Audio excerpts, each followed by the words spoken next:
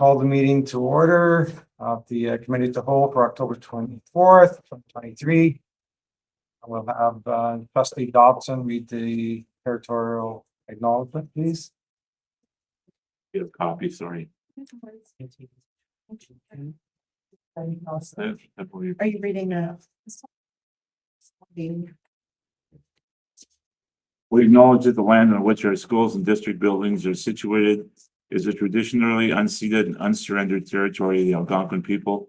We also recognize the enduring presence of all First Nations, Métis, and Inuit peoples on the land on which we gather here today. Thank you. So welcome everybody. We have regrets from trustee Morris, student trustee Ding, and superintendent Renaud Kuzno. I'll do roll call of trustees. Chair Humphreys. here? Vice Chair Boland here. Trustee Dobson. Here. Trustee Doherty. Here. Trustee Gannett here. Trustee Kaiser here. Trustee Primo. Here. Trustee Ruddy. Here. Trustee, student trustee Beggs. Here. Hi, There. and roll call of staff. Interim Director Kelly. Here. Superintendent Burns. Here. Superintendent Kuzno is already sent regrets. Superintendent Poirier. Here. Superintendent Riddell. Present. Superintendent Smith. Here. Executive Officer Kaplan Jameson. Here. There you go. Too many words. I got stuck. I can't say it either. And the approval of the agenda, everybody saw the agenda. I require a mover and a seconder to approve the agenda. Thanks, Kim. Seconder David Dobson, thank you. All in favor? Maybe that's fast. And the first thing on the agenda is our annual action plan for mental health and wellness. And I'll hand it over to Jenny Smith. Thank you. So just to get started today, I just thought I would start with a couple of interesting little facts that I learned last week. I happened to do a session which was for senior leaders across Canada, and it was about how we support students in their mental health and well-being at school. And some of the statistics, when I saw them, made me go, take a pause and I think that it really helps to illustrate why the conversation that we're having today is so important and why we've had the direction that we've had around how we support mental health. So I just thought I'd share a few of them with you. 15% of children and adolescents will be diagnosed with a mental health disorder by the age of 18, as one that stood out to me. The World Health Organization has reported that by 2030, mental health disorders will be the leading cause of disability in the world. And also, you'll hear us speak today also about how our plans link to identity affirming practices, and also just some statistics around the increase in prevalence of mental health disorders among students who are immigrant children, students who are racialized, students who are QS LGBTQIA+. That one really stood out to me, that students from that population are 14 times higher risk of suicide than their peers. So that's quite a startling number for us to be able to think about. And then along with that, why it's a mental health and addiction strategy. Also just talking about the prevalence of addictions across our country and in Ontario as well. By the age of 16, of children and adolescents who are diagnosed with a mental health disorder, 50% of them will also report substance use and dependence. So that's a very high number as well. So I just thought I'd share a little bit of that with you, just to set a little bit of context. So today, our purpose is twofold. We're doing two things today. One of them is that we're seeking approval for the multi-year strategic plan for mental health and well-being that we are required as a school board to create in partnership with School Mental Health Ontario, who's our implementation partner. PPM 169, that I mentioned in the report, that's the new PPM that came out this year, which really kind of formalized some of the requirements around mental health and well-being in our school districts. Many of the practices have been in place, but it was formalizing process and requirements. And one of those requirements being the need for a multi-year strategic plan, which we're at the point of the cycle where we're doing a new one now. We spent last year thinking about that, and now we have a new one to be able to share. In addition, we're also sharing the annual action plan, which is a requirement of our provincial requirement to have that shared with you. So that's our purpose today, and I'm going to turn it over to two lovely presenters. I have Lisa Riviere, who's our mental health lead, who most of you are familiar with, and also Gail Corbin.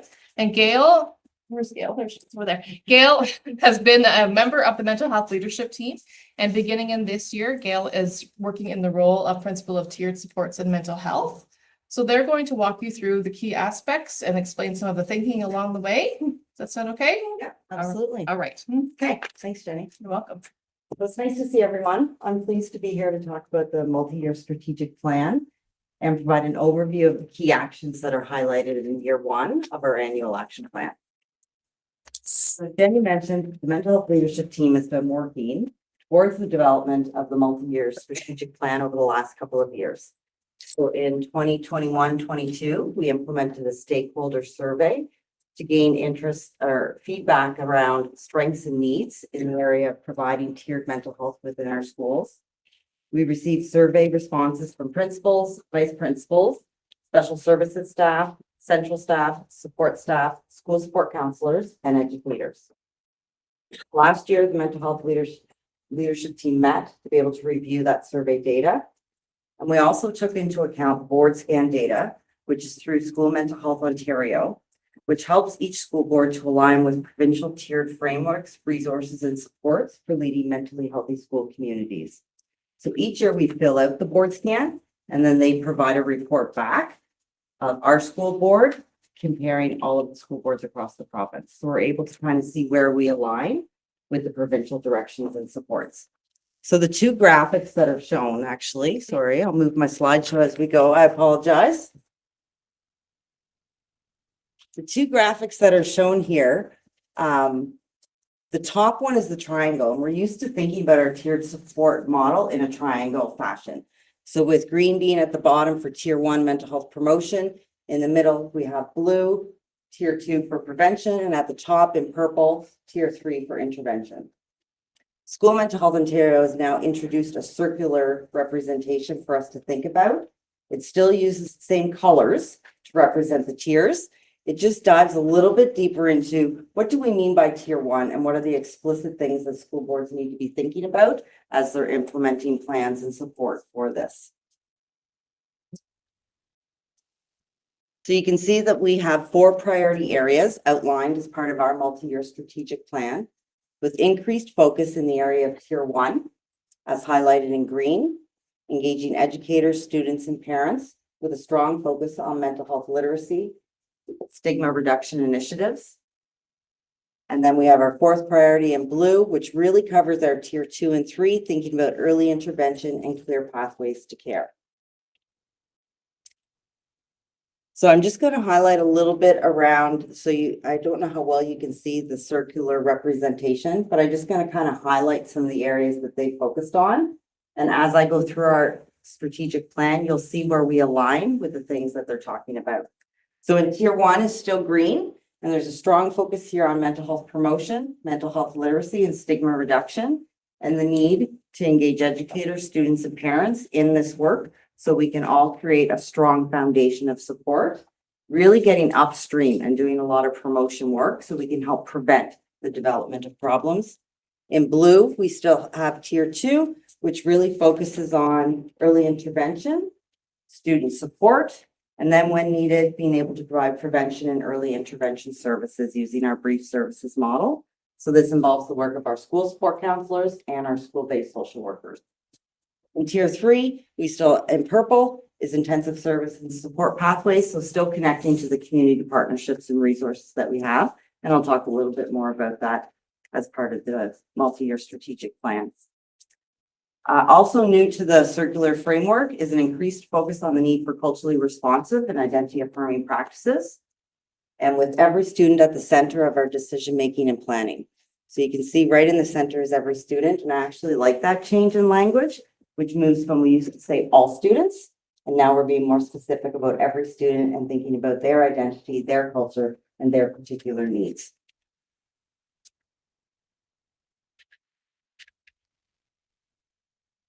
So these next few slides are going to highlight the priority area and the goal from the strategic plan, as well as the year one action items that are highlighted in the annual action plan. So you can see how those two plans work together.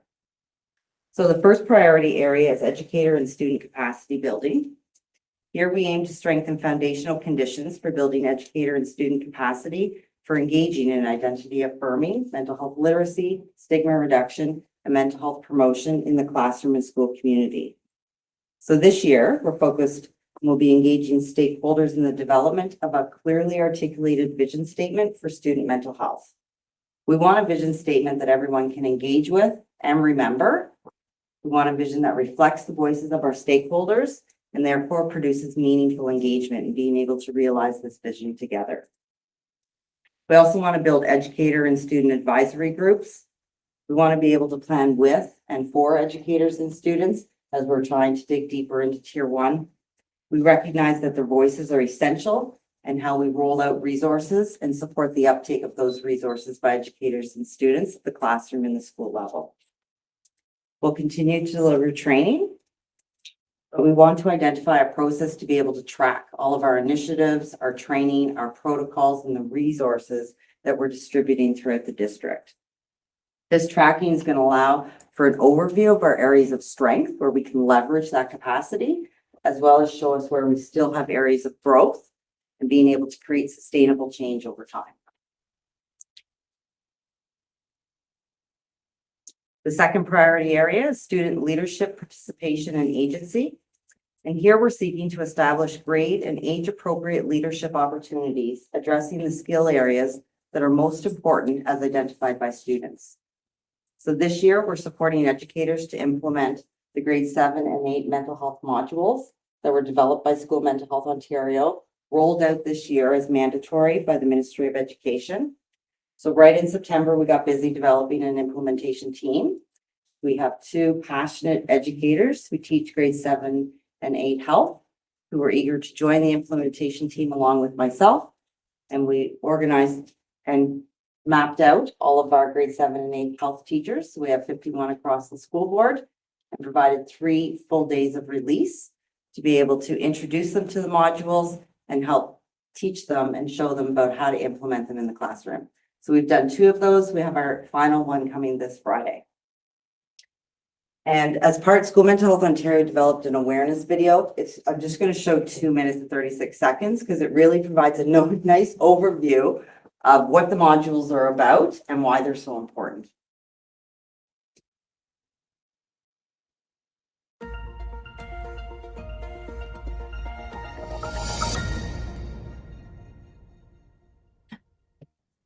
Hello there. Welcome to our guide to the mental health literacy modules for grades 7 and 8. So what are these mental health literacy modules? They are a series of 3 modules per grade from the Ministry of Education, delivered by educators to support the existing mental health literacy expectations within Strand D of the Health and Physical Education curriculum. The learning has been scaffolded and builds as you progress through the modules. Let's talk a bit about each module. The first grade 7 module is mental health, mental illness, and the relationship between them. It introduces the concepts of mental health and mental illness and strategies to promote positive mental health. The second grade 7 module is understanding signs of a mental health problem and how to seek support. This module supports students to monitor their own mental health and know when, where, and how to seek support. The third grade 7 module is mental health, substance use, and the relationship between them. This module focuses on substance use, its connection to mental health, potential effects, risks, and harms, and how to reach out for support. The first grade 8 module is mental health and stigma, and it focuses on stigma related to mental health and mental illness and actions to counteract it. The second grade 8 module is supporting our mental health, managing stress. This module normalizes the everyday stress we all face and helps students build healthy coping strategies into their daily routines. The third and final grade 8 module is how to help a friend, seeking support for others while caring for ourselves. This module focuses on how to notice when friends need help and steps to support them while also caring for ourselves.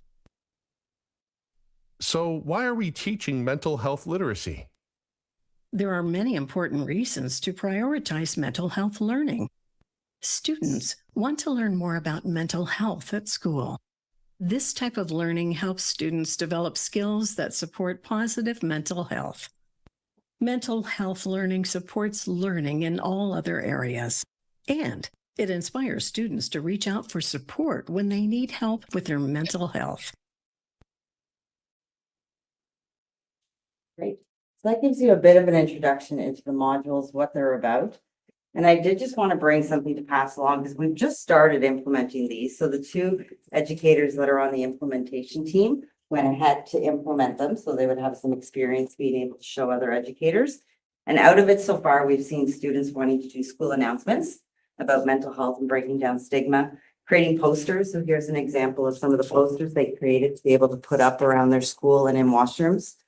The modules are offered in English and French, so we have good coverage. So it's so nice to see how being able to embed these in the classroom learning has already started to promote that student leadership, their engagement, and their sense of agency, kind of taking, here's what I want to see happen in my school and how I can have a positive impact.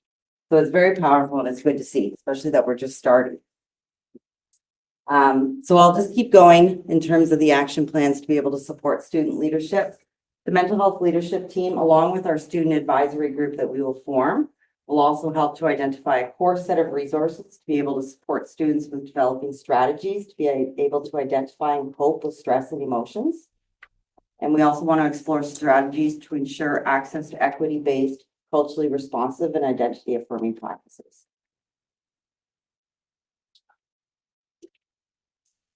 So the priority for parent engagement is focused on creating a circle of support through connection and communication to develop a community of care. This year, we're exploring strategies to create welcoming spaces, strengthen supportive relationships with families. So we really want to work with families and collaborate about how we can support students to reduce the stigma that's associated with mental health, as well as help seeking. You know, some students don't seek help because of the stigma that's associated with reaching out. So we want to break down all of that because it actually takes courage to reach out and ask for help. And we know that early intervention is key. We also want to build awareness of partnerships of our community resources so families know about the resources that are available around them and they can reach out to support their student as well. So we'll be exploring effective means of providing this information to families. And I did want to just share today, you're welcome to pass this along and take one, of a resource that we developed last year. So these are pens that show resource information. So on the one side, we have our school board logo. On the other side is resources within our local community. So it's just a creative way. And we'll be looking at more creative ways about how can we reach families? How can we get this information into their hands so they have ready access and can be able to support their child. We also want to identify strategies to reduce barriers and increase equitable access for participating in school activities with sensitivity to families that are affected by financial hardship. We know a sense of belonging is important in the school and it supports positive mental health. And when students can't participate because activities are designed where they can't afford to be involved or they can't participate for various reasons, it makes them feel disconnected from the school community. So we're trying to remove those barriers and make sure everybody can participate. And the final priority area, early intervention and clear pathways to care, is aimed at developing clear pathways to support students who are presenting with emerging and escalating mental health needs. So Gail's going to speak to the first two action items and then I will wrap up. So all of the things that we said for tier one is the work that we still continue to do. So we are doing things to set students up to be successful in school. But when those barriers are more than what a student can break down or we can break down and they're showing signs of dysregulation, we have worked really hard at the end of last year and the beginning of this year to come up with what's next and what are the resources that are available to us when after we've done all the things that that we would normally do in a school and a student is still presenting, what next? So we established a document that we are just going to be unraveling, unpacking tomorrow with our admin, reaching every learner, planning for safe and supportive schools. And it's a framework to support students presenting with high impact dysregulation and or mental health needs. So when we say high impact, it could be that it's causing high impact to their learning. It could be causing high impact to the learning of others. It could be high impact to the teacher. So the emotional impact that has. So that high impact dysregulation is impacting others and themselves.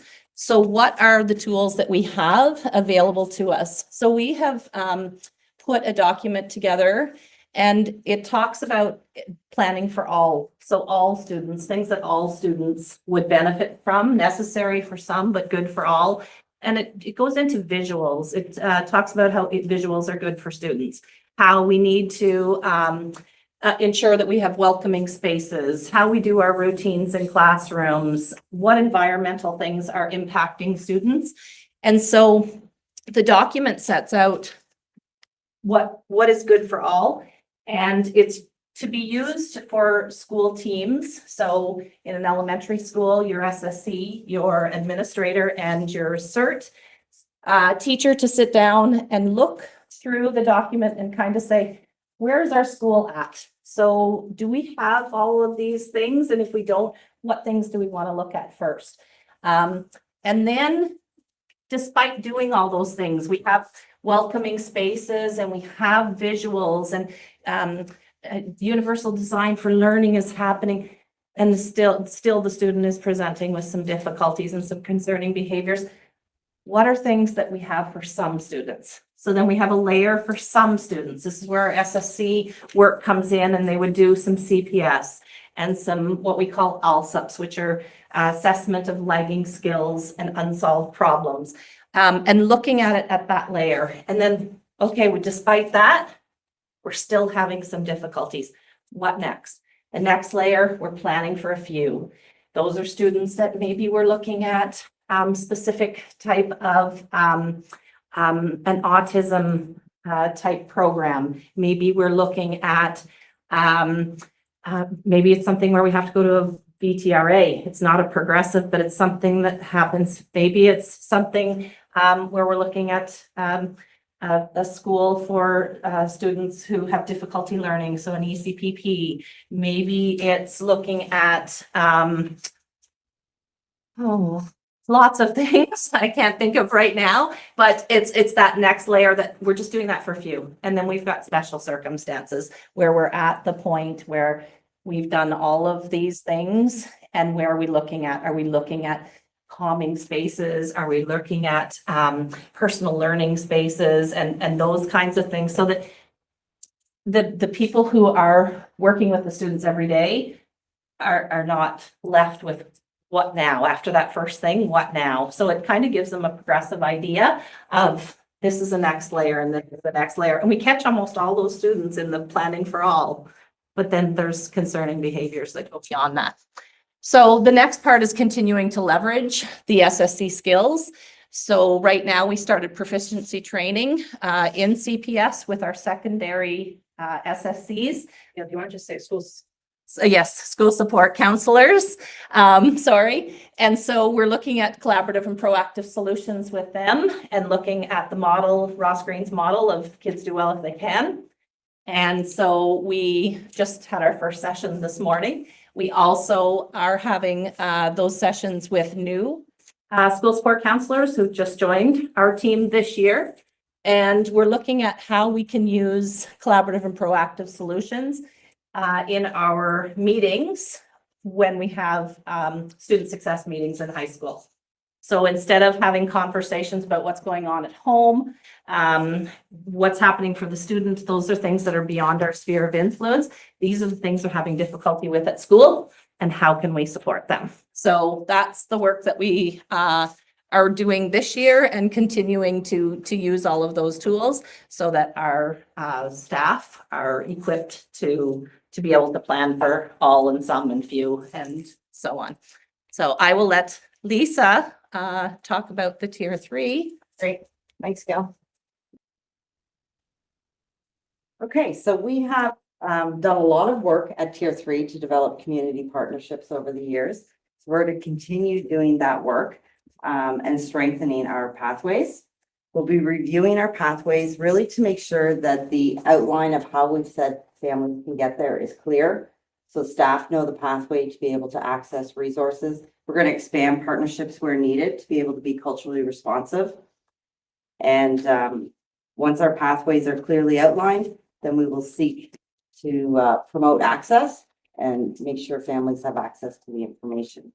We're also looking at doing a website refresh, particularly on our staff site.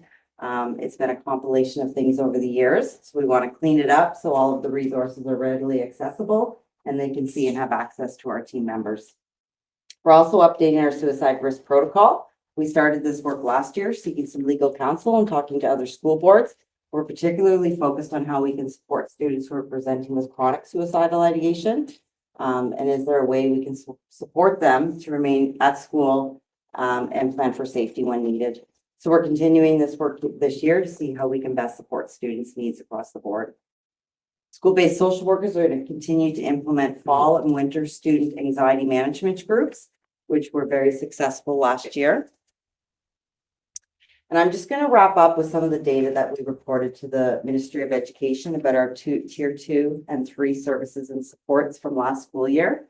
And I'm happy to say that we easily gathered this data from our mental health database that we implemented last year to be able to track our referrals. So it was refreshing to be able to go to the database and get the data they were asking for.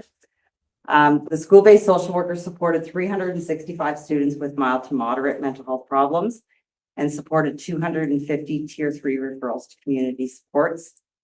Of those 365 students, 52 of them participated in our anxiety management groups. And at the end of the group, the social workers met with each of the students to find out what was helpful or what they'd like to see done different. Actually, surprisingly, in the done different was different food selections for snacks. So that was kind of refreshing to hear. And what they really appreciated about the group is that it normalized signs of anxiety, helped them understand what was happening inside of their body and how they could leverage that energy in a positive way. They appreciated connecting with others that were having similar challenges so that they didn't feel as alone. They learned strategies to be resilient in anxiety-provoking situations, and they particularly referenced deep breathing, being able to use positive self-talk, and to be able to create a fear plan. And they told us about multiple scenarios in which they normally would have shied away or not did something. They created a fear plan and tried to do it. We had lots of students being able to try to implement the skills, and we know it's progressive over time. So they still have access to the support should they need to come back and review and refresh. But it was nice to see the students benefiting and being able to come outside their comfort zone and do things that they normally wouldn't do. So as I wrap up, I just want to thank you for your time today and your support for advancing the conditions for student mental health and well-being across our district. And I do want to credit our mental health leadership team for all of their thoughtful planning and developing the multi-year strategic plan and the annual action plan. So thank you very much. Thank you very much. Do you have any questions, comments? Yes, please. So I work with a lot of students who have mental health needs. As you probably know, most of our resources are actually accessed through the criminal justice system. Anecdotally, I can say when I've tried to work with the schools, I'm met often with kind of closed doors. That it's once it goes out of the school, we're kind of out of it. Whereas the courts are looking to get into the schools to have an idea of what's going on to supplement this. So I'm looking at the multi-year plan, but I'm not seeing any links to the criminal justice system or like the Robbie Dean Center or the Addiction Treatment Center, like a few of those things that I'm just not seeing the connect. And Yeah, I think what I'm saying is that the presentation isn't aligning with my experience of the mental health options at the schools. Fair. So I'll just speak to a little bit of, it'd be nice if I could show you the list of our tier 3 partnerships. We've actually just partnered with Addiction Treatment Services. We've primarily partnered with them during summer supports. And it's been a funding piece to be able to contract and do the fee for service. In terms of the criminal justice work, there's lots of intersections that happen, particularly in our violent threat risk assessment work. But I would say, in my experience, that we're happy to partner and explore those partnerships. So if anybody's experience kind of blocks, to continue trying to reach out, to try and talk about kind of how we can partner and work together. We're always looking to be able to create smoother pathways. We understand certain pathways, with criminal justice take a different route, and sometimes there's limitations. But we're always open to pathways and being able to explore different partnerships and supports. We do look at approved, accredited mental health agencies that are kind of governed by best practices as well as part of our guidance from School Mental Health Ontario. So we do have kind of some vetting criteria as we're looking to partner with local resources in terms of best practice and evidence-based practices. Okay, so and just for a follow-up, because I'm just trying to understand. So for example, if I'm a parent or an advocate for a child, would I reach out to you? Like if I have someone asking me, would I say go to Lisa? It's been my experience that when I send an email, it's kind of sent back to the school again, and then the school sends me back. And so I end up going back and forth and not really getting any answers. Okay. So I typically say that the school is the first point of contact, principal, vice principal, school support counselor, but I'm happy to receive emails and to be able to explore things as well. So that's helpful. I think I'm sorry. Yeah, fill us in a little bit more of your connection and your thinking and your context, and we could have a follow-up conversation maybe. Okay, sure. Yeah. It's helpful to you, but that's what I'm thinking. Just trying to understand what the reach out is and what the ask is that you're asking of the schools, because I'm just not sure of the context. Sure. Yeah. And maybe that's it. And I would like to see, like, a lot of these are really great ideas, and I'd like to see kind of the specific implementation a little bit more, because like I said, it's just not reflective of my experience or my colleagues' experience. So I think it would be really good to see. And I guess that would be the kind of the tier 3 part. And I was just going to say that I think that's important for us to remember, is that we have our purview as a school system is we act within our realm of responsibility in terms of providing care, which is why School Mental Health Ontario has such a high focus on tier 1, because the majority of our support occurs from a tier 1 perspective. And what we need to be able to do is to be able to identify and make referrals to community agencies when it's appropriate. And so sometimes we are able to work with third-party partners in different circumstances, but it would be for a specific reason, and we need to have consents in place, and we need to have a process, and we need to have, there's lots of things to be able to work through for us to even be able to share information with someone else. And it very much depends on the situation. So we do have our purview around tier 1. We do have a layer of tier 2 support, but our tier 3 is about connections to other people as a part of the community who can support students in different ways beyond what we're able to from the education sector. And our school support counselors, they're tier 1 and early to tier 2. And then our school-based social workers, tier 2, and moving on into tier 3 would be outside of. The other piece I will say is in the annual action plan that was sent with the report and the link, it's a little bit more of a breakdown of the specific actions for this year, some of the specific work that has been outlined. Thank you. Any other questions? Yes, please. We have a question, and then I'll let it go around to have a kind of question query after. So a little bit on my colleague's point is that I didn't read anything in here about the third party support. So I mean, I would argue that, there are agencies out there where mental health is their expertise. I don't know, again, Jenny, you kind of almost answered part of my question, but how do we seek out the expert support? There's a lot of respect in here for what both of you do. And I'm not trying to say anything disrespectful, but I mean, there are experts who we can rely on to help. At the end of the day, our goal should be to help the student no matter what. And I know we had this conversation a long time ago about suicidal issues and online meetings and stuff. And I disagreed with our philosophy at that time. And I'm kind of disagreeing with it here in a way, in that, and again, I'm not saying I know everything about it, but the goal should be to help the student, help the person who has the mental health issues. And so I don't see a lot in here about using and utilizing third-party people. And a sort of a sub question to that might be, you know, should we, and I know a lot of school support counselors and they're excellent, but should we be looking at hiring a social worker? Or I don't think we have one. We have 4 We actually. have 4. Okay, well then forget about that question. But I mean, again, it goes to, you know, these people, they are more experts in the area and they can help support what we're trying to do for the students. So I guess it's still a question about the third party support mechanisms that are there. And again, I feel like the goal should be to help the student at the end of the day, no matter what. And I get the privacy things and stuff, but Yeah.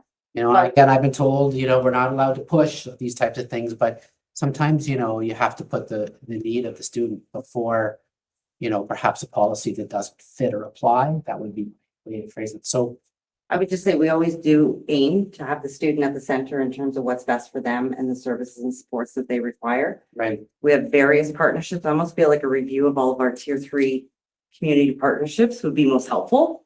Because we do partner with the Phoenix Center. They have mental health workers that come into each of our high schools 1 day a week. We work with the mental health and addiction nurses who are through CHEO, and One Call, One Click. We've just partnered with Addiction Treatment Services. We're working with the mobile crisis teams for community mental health. We work with telemental health to be able to access psychiatrists.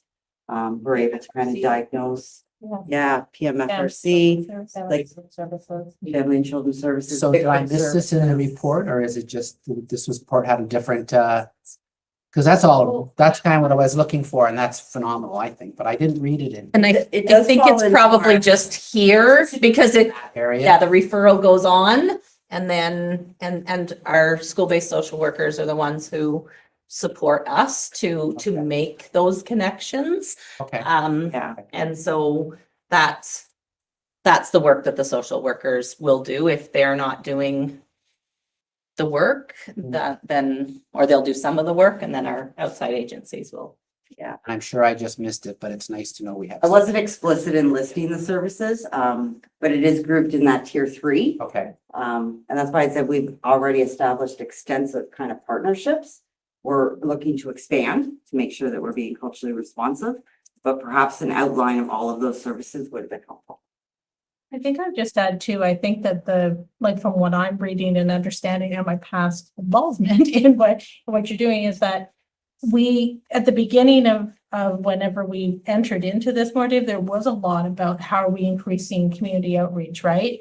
And what Jenny's saying about that purview of like education is we're really focusing on tier 1 right now because we're trying to say, what can we do that's preventative so that we don't have to get there? And so even though in the strategic plan it's not there, if we go back to past ones, I think we'd see more of a focus on that third tier, right? So now we're saying, okay, we've got good partnerships, we have social workers in place, we have these pieces. How can we, as Lisa used the term earlier, upstream, how can we go upstream? And so we reduce the number of people who actually need those tier 3 interventions. That's our ultimate goal, right? But there's never a time that we would just be like, well, sorry, you need help. We're not going to figure out how we're going to do that. There's all sorts of agencies that we have in place to help support kids. And everybody is thinking about and accessing those. I just think that the focus right now for the next strategic plan for the mental health piece is thinking about, now that we've done that well, what could we enhance within the classrooms? And I think that the School Mental Health Ontario, as it's evolved, their understanding is the same. That's why you see those grade 7-8 modules, because they're thinking, okay, we did all these things to support the districts. We've got the funding for social workers as an example in schools. Now let's get right down to what's causing this from the beginning and how could we support that? And That's like a long, big story, right? And this is just a little picture of it. Yes, Mike. If I could just add to what Superintendent Poirier said, I'm a little dated now because I've been out of the system about 7 years, but I really understand what you're trying to get across here. And I really think that we have a really big suite of services. And I think that what Jacqueline said, the tier one and just the normalizing that, hey, in a given classroom, there's X number of people statistically that are going to have mental health issues, and it's high. We all know that. So where I'm coming from is if you sort of, maybe the right word isn't normalize, but it's out of the closet. Everybody's talking about mental health these days because it's critical, and there's such an abundance of it. If you deal with the tier one and look at that and put resources into there, your tier two leading into your tier three, which is your serious cases, that's where things get the scale of danger go up, all those other things increase, so that therefore your most critical timely resources going into the end of stage tier two and into stage tier three are very, very critical. And, I was going to bring this up later, but I'll bring it up now. I'm just looking at it as an example. I'm thankful that our board has continued this, but I'll bring it up now instead of later. When it comes to staffing, our board is even across the board has 2 additional SSCs, so that SSCs that are sort of trying to figure out the big picture, they have 2 SSCs to sort of go to, whether it be case conferencing and bring everybody in. So those things are happening within our system. I mean, I've been around long enough to see it, and it's continuing to evolve and fine tune. So to your point, Dave, I think the system's pretty holistic, but I think Lisa's keeping an open mind that we're always looking at new people and new resources to sort of grab onto that sort of fit into our system. That being said, overall, I think this board puts a lot of money into special education. I think with the group of trustees we have here, I'm hoping that continues. But, excellent presentation. I appreciate it. And thanks for your time. Thank you very much. Just a quick question, Lisa, and I know you work closely with the Student Senate. Could you just talk a little bit about what you've done or what the Student Senate role is, and because you've got some pretty key people in that group that help with this as well. So maybe just a little conversation about that. So we typically work with the Student Senate each year around mental health week and being able to plan student-led activities. They'll also reach out just at particular times when certain topics come up. So exam stress was one of the pieces last year, and we worked with them being able to put up together some infographics. We really provided some content with some tips and strategies, and they really created the format of how that could be shared with students. Sometimes they'll ask about resources that they can use to support their school communities. So we're looking to engage them always and ongoing. And it's good that we have a nice relationship where they can reach out when there's a need that pops up. And we always plan for mental health week together. Thank you. Thank you. Any other questions or comments? Everyone else is doing. So sensitive question query probably, but in your key actions, so in 23-24, you have down identify strategies to reduce financial barriers and increase equitable access for planning and participating in school and activities. And then that changes in 24-25 and 25-26. To implement strategies to reduce barriers and increase equitable access for participating in school activities where cost is a factor, and plan activities with sensitivity of families affected by financial hardship. So my question kind of query is, so I get I might not be the majority here, but I firmly believe that in terms of making things more equitable for students, you don't take anything away. So, I know, we've had some discussions about like the European trips and whatnot. They are life-changing trips for the students that go on that we don't want to take them away. But we need to find a way in terms of making it more equitable to allow all students to feel like they can access those trips. So I kind of read into that, and I read it many times, and I debated on whether even to bring it up, but I just feel strong that that's the direction we should be going. And that's really what equity is all about, is making things more equitable. If someone can't afford to play hockey, there are things in place to help them. You don't take away hockey from the kids who can afford it, I mean, and so I just felt like that was going in that direction. I'm not sure that's what your intentions were, but I feel like we need to keep the activities we have, maybe even improve them. Make sure that, and I mean, we can afford it. Make sure that it's accessible to all students. Yes. Doesn't matter what their financial, I mean, not every kid wants to go to Europe. Some have no interest whatsoever, but I go back to the presentation we had from that girl who really couldn't afford it, but she was helped and she got the scholarship and she worked part-time. I mean, there are things we need to put in place, but I feel very strongly that we can't take things away. We need to make sure that what we have is accessible to everybody. And we need to work very hard to come up with a plan to make sure we have something concrete, I think, in place. And I know we've talked about this before, but what are we doing? I don't want to wait till 24, 25. It should be now. Like, how are we helping these kids access the things that they might not otherwise even think they have access to participate in? And that is part of that action item, is being able to look into how do we access financial support resources that are available. And I know just even in the short time that the leadership team was discussing it and identifying it as a priority area, there was different resources that people mentioned that support different initiatives, provide different financial support. And so, the conversation was about, well, let's start a list, right? Because we don't have a list like that. So I would say we're not looking to take things away. We're looking to see how can we supplement.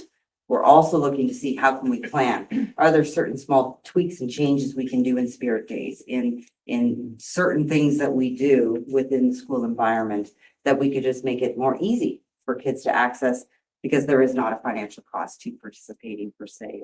So we're kind of looking across the continuum, not necessarily in just one spot. I think too, I can speak specifically to an example that we had. So we were talking about student support fund and how we access student support fund for various things. And one of the things that we had accessed it for was for diapers for a student. And we found out that the student support fund doesn't support that because March a Dime supports that. But who would know that? So we thought we need to start putting something together, because a lot of people have a hold in different pieces of information, and how do we share all that information together so that we can leverage every bit of access that we can get. So the conversation was even starting with, basic things that people aren't able to access, and how can we make it so that everybody is aware. And that was a big conversation, right? To accessing lunches, and how do they ask that's respectful or not ask, or how do we do that so that it was kind of, that was our conversation that we had. Can I just add one thing to you? Or- I was going to say, one of the things I've learned in the last year or so with the journey I'm on right now is that there are incredible supports and resources out there. There are people who know where they are and how to access them. And that to me is the key. Yes. Like, you got to know, and we knew nothing, but now we know everything. And it's not everything, but we know a lot more. But so that's really key, because there really is no reason for anyone to be denied. I'll use the European trip as an example. Like, maybe we don't even talk about the price of it right away. Maybe we promote it as who wants to go to Rome for 6 days or whatever, and then worry about the money after. I don't know what it is, but I just feel strongly that that's the way making things more equitable is the true definition of how we define that. Yeah. And I think it's in our plan because it was really important to the school leaders who are part of the mental health leadership team, because they're seeing the impact. And I think the important piece too that we really want to make sure is that people are really thinking about everything that they're doing from that perspective. Is there a barrier to someone participating in this piece that I planned for my school? We have a day where perhaps we're all wearing the same color to acknowledge something. Is that something that could have an impact, although well-intentioned? Maybe it could have a different impact on students who aren't financially able to go to buy the shirt of that color, as an example. So it's about increasing awareness and thinking about all of the things that we do in education where there could be an impact. Thank you. Thank you. Yeah. So Ava, you have a question? Yeah, it's more of a comment rather than a question. But I just wanted to mention that that topic is really important, and maybe at the next Senate meeting, we can discuss it from a student perspective. That sounds great. Perfect, thanks. I echo trustees' points, and I think I think certainly he's putting it more eloquently than I am, which is finding those resources has been quite difficult. And if it's my profession and I can't find them, certainly parents can't. I'm on the parent involvement committee, and as Meredith will recall, that mental health and addictions were high up there. And this is the parent involvement committee, so we're not talking about just 250 students. We're talking about a large number of students and parents who might not be aware of the resources that you have and the partnerships that you have. And I think it might be helpful to, if we're looking at these action items and clear goals, having a flow chart or something along those lines that's not only available but is demonstrated, might be a little bit more useful and practical than a video module that's for Ontario. Like rural Ontario, a lot of things don't apply to us. And so I think it would be very helpful for children's lawyers, children's parents and children themselves, knowing how to access the partnerships that you've made in more than simply an informational component, but so they can reach out themselves and may not have to go to their or guidance counselors to say like, hey, I tried meth and now I don't know what to do. Absolutely. That's one of our goals, is to make it more accessible and find various means, right? We know people access information through different means. So that is one of our goals, is to make sure that it's in the hands of parents and students, so they could take their own agency to connect with resources and supports outside of school, or we have our school pathways if they want to reach out and get support to connect. So if I'm reporting back to the parent involvement committee, like where should I be pointing? Currently, we have a resource list listed on our public website under parents and students, mental health and well-being. So there's a couple links you'll notice on there for mental health resources and being able to access different information. There's crisis lines on there, as well as a variety of local service information. That's currently where we house it, but we recognize it's limited. So we're looking to review the list, make sure it's inclusive of all of the agencies that would be available and helpful, and then find other means to be able to promote it. Chair? Yes. If I may, just two other things that I think would be helpful to add to the conversation. One is that these wonderful women have been invited to the next PIC meeting to give a presentation, so they'll hear directly from the mental health and wellness team, which is a relief of our shoulders also, on the one hand. And then as well, we are working at the board level, not the board, on the communications team, on a video, series of videos, and one of them is mental health and wellness. And so we have a meeting coming up where we're going to be looking at some of the new modules and some of the new things. So the feedback that we're hearing here is really helpful for us as we do an edit and hear what's needed from the larger community, because we want to make sure that these videos have who their audience is. And so this is really helpful, I think. One question thought on this, and it's a very long 20 minutes. But I just wanted to say, I think your questions are telling us that we're on the right path too, because we've identified it. One of our key action is about building awareness of partnerships with community resources to help families navigate and access the system of support. So that's what we've identified based on feedback.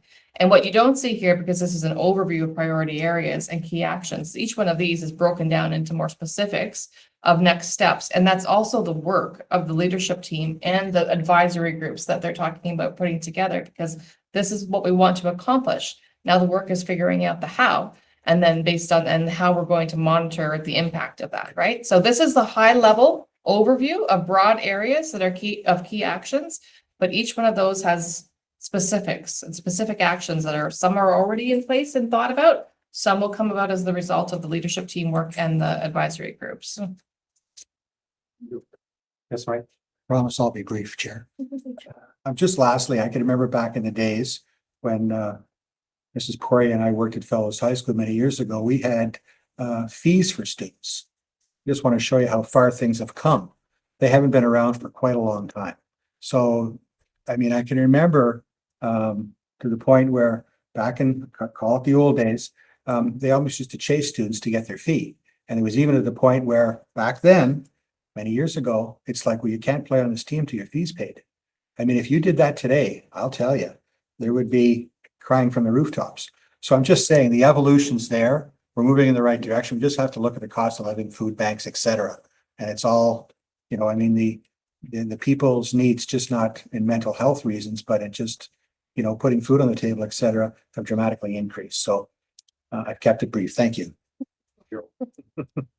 Thank you so much, and I appreciate all of the feedback. You know, we know it's an important topic and that people are passionate about it. So thank you so much. Thank you. There was a loop for you. So I think there's a motion, right? Yep. Can I make the motion or? Sure.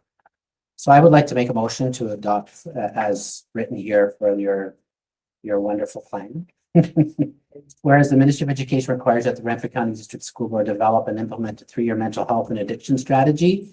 And whereas a revised strategy is required for the cycle beginning in this school year, we recommend that the Board of Trustees approves the Renfrew County District School Board 2023 to 2026 multi-year strategic plan for mental health and well-being as presented in this report. You gave me a seconder. No, there, that was second. Sorry. All right. All in favor? Thank you, and that's passed. Again, thank you very much for a good presentation. Lots of conversation from that. Thank you very much. I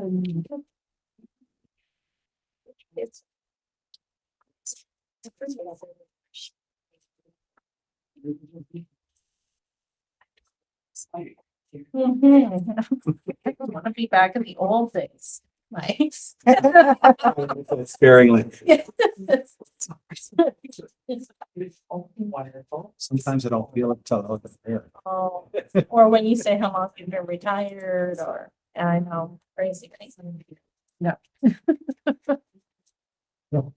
The next item on the agenda is the trustee honorarium. Hand it over to Jennifer Barnes. You. Yes, and much like the previous, as required, an annual report to the board. And so the Education Act, one of the OREGs it covers is 357/06 honoraria for board members. So there's not a lot of maneuvering in this one, but more just following directions. And so we do move. We have different times of year. So the enrollment they use is estimate to estimate. So the best thinking in the 21-22 was where we were at. And what we're using right now for this is our best thinking for the 22-23 school year. So not our actual enrollment, but we are moving from the same to the same, just up 1 year. So the base amounts are provided through the OREG. And you can see what we've started is on the left-hand column is the actual total. So we're not adding up to the right, but we're starting with the regulation generates those total amounts in that column. There's an allotment for the role of chair, the role of vice chair. We have 6 trustees and we have an Indigenous trustee. So that we're just showing there that everybody is receiving the same base amount and the same enrollment amount. Everybody's interested in the change from last year. You're getting an extra $44.76 this year. I'm not sure what you're going to do with it, but Starbucks coffee. yeah. And so then on the second page, it just outlines where we were in that enrollment, that we increased from estimates to estimates and combined both panels, 204. The change, the per pupil amount is $1.75. That's in the OREG, and you can see there where we go with the overall change of $358 gets whittled down to $44.76 for each trustee. And then breaking out for those roles of chair and vice chair, you can see that the role of chair, in addition to that $44.76, gets another $10.23. And the chair gets an additional $5.12. So I'm happy to answer any questions. Any questions? At least it didn't go down. That's good. That's right. That's right. Great presentation. Oh, all right. Always nice to have good news like that. Thank you. And that was for information only. Next on the agenda is staffing and enrollment for 2023-24. And Jacqueline? Thank you. Thanks, Leo. Kind of similar to Jen's, it's a quick piece around, this is the updated information in regards to enrollment and staffing and compliance with the regulations that we have in the O-regs. We share it with you so that you understand kind of where we started from, where we've landed in terms of our staffing in all the different areas and areas that maybe we're, might have some concerns or struggles. I'm not going to go through all of them for you. I'm hoping you read through, and if you had specific questions, you could certainly ask. And I know that Trustee Gannett did notice because he referred to it in the last piece. But if you have any questions specifically around what we're looking at in terms of staffing, you're more than welcome to ask those, and I will take them this time. I have one, please. Or just one quick question. In your very last page at the top, it says reduction of full-time equivalent at Central Public School from, this is SSCs, from 1.6 to 1. It's not my area. It's not my family of schools. I'm just wondering, like a lot of the decreases or fine tuning, that just seems to be large. Like, is there a rationale or a reason? Well, Just that one just stood out to me. The rest of them was all. I think I know what it was, but you can answer. I just, Well, really, it was just looking at across the district and thinking about school populations and how current assignments were reflected in those and the populations. okay. And there had been a time when there had been an increase historically at that school. And I don't know if you want to speak to more to that part or not. Well, we had just put in some extra supports as an intervention previous to that. Yeah. COVID or something, or, Yes. okay, that answers my When we question. looked at it now in comparison to the population of other schools, it was a little overstaffed in comparison to some other places. Okay, that answers my question. That was the only Well, large it one. does look much larger Yeah. than the others. for sure. Thank you. Any other? Any other questions? Jacqueline? No? I'll just add one last piece is if you look at, in terms of redundancy and that sort of thing, we don't have a lot of that, which is nice, but also recognizing that we are currently, still looking for people. So, anywhere you're talking, like teachers and TCEs and EAs and, because we don't have a lot of people that haven't been employed at this point. So every day are you having like to try and fill spot? Every day. Every day, yeah. Yeah, we have a shortage of, like, we'll have unfilled jobs every day. Today we had 38 unfilled. Some schools have multiple. Yeah. So what do you do then with unfilled spots? Well, the schools are pretty creative and sometimes they're collapsing some groups and putting people together, or they're asking certain staff to go and cover for somebody else, those sorts of things. But it does become very stressful because there are some things contractually that you have to repay prep time and certain things in a certain amount of time, but that's it's the daily jigsaw puzzle for many of our schools right now. And we're not the only ones that I know, No, or UN had put out something, a statement saying that there's a shortage worldwide of teachers. So like, wow, that's interesting. Not that that's helpful for us, but But it makes you go, okay, well, I don't know if we're doing anything wrong. It's just kind of a bit of a reality. And even the piece of multiple sectors, right? We know that people are struggling in all sectors to get employees at this time. yes, well, yeah, sure. I think Jody has a question. I had seen something under elementary FSL about the Ministry of Education granting a letter of permission to hire a non-certified teacher for specified courses. Right. This is something I'd emailed Director Buffoni when Nancy Ben was about, and it does specifically relate to Deep River and perhaps Petawawa and Pembroke as well. But I think that one of the things that we'll be looking for when we do get a new director is someone who thinks outside of the box, specifically for our area in a rural community and can really capitalize on what we have to offer. I was hoping to see at least an outreach to CNL and to see if any of their employees might be interested in teaching, science courses, chem, physics, all of the things. I know that several of the people that I know have expressed that they would love to teach a course. And so I think things like that might I recognize it's not just as easy as saying like, okay, Tom's gonna teach physics now. But perhaps when we're dealing with open spots, and I know that that supply teachers are really difficult to get. I'm hopeful that maybe this board can start looking to writing to the Minister of Education and saying, we have a real problem with supply teachers. Some of them haven't, at least in Deep River, haven't finished high school yet. Can we please consider using some of the very great resources we have locally in order to fill the spots, and at least until we have a teacher who's qualified to teach it? So the letters of permission and temporary letters of approval, they're really, targeted at specific subject areas, right? That you really have, like French would be more likely, sometimes tech classes. If we have people that have qualifications and are out, then that's who we need to hire first because they have those qualifications, Jody. And then some of that piece is just, there's lots of kind of regs on it. And we could chat further about it, of course. And the other piece is the day-to-day is being able to be in a system where they can respond and then be able to come. And that's a bit of a challenge if somebody has a full-time job and they can't just go to their boss in the morning, I'm actually going to go over to the high. They might, I don't know, but potentially, right, not be able to just say they need me over there today. So there's certainly things that we need to consider and look at.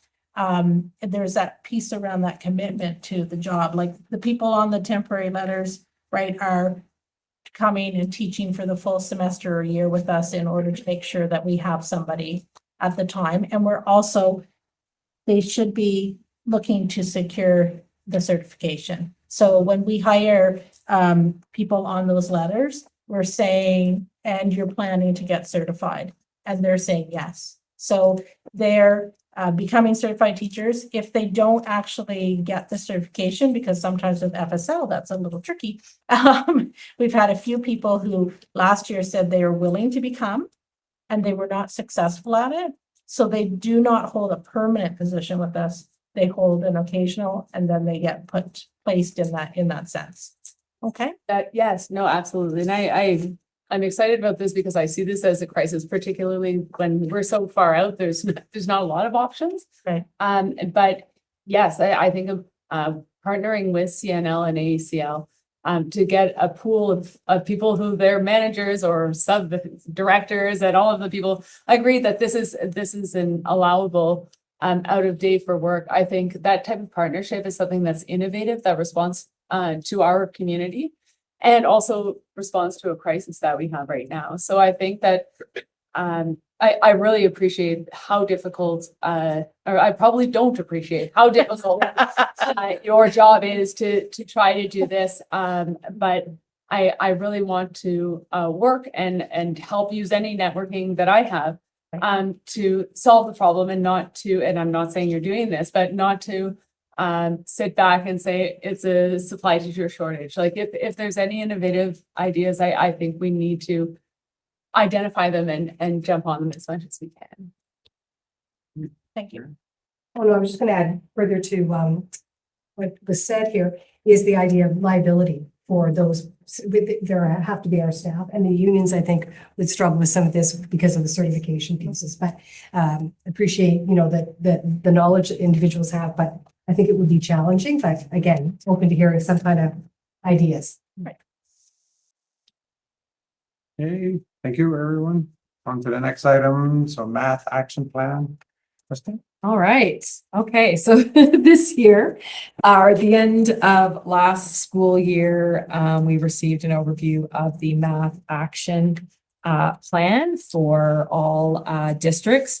This is just an update. There will be a more comprehensive presentation. I believe it's November 28th with the MAP team.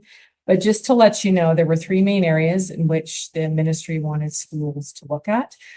So looking at curriculum fidelity, and that's the first time I've heard curriculum infidelity in this sentence, but just looking at really proven strategies, or they used to be referred to as high yield instructional strategies that can be used to connect to all learners, foster engagement in mathematics, and allow teachers, to be also more responsive to student needs.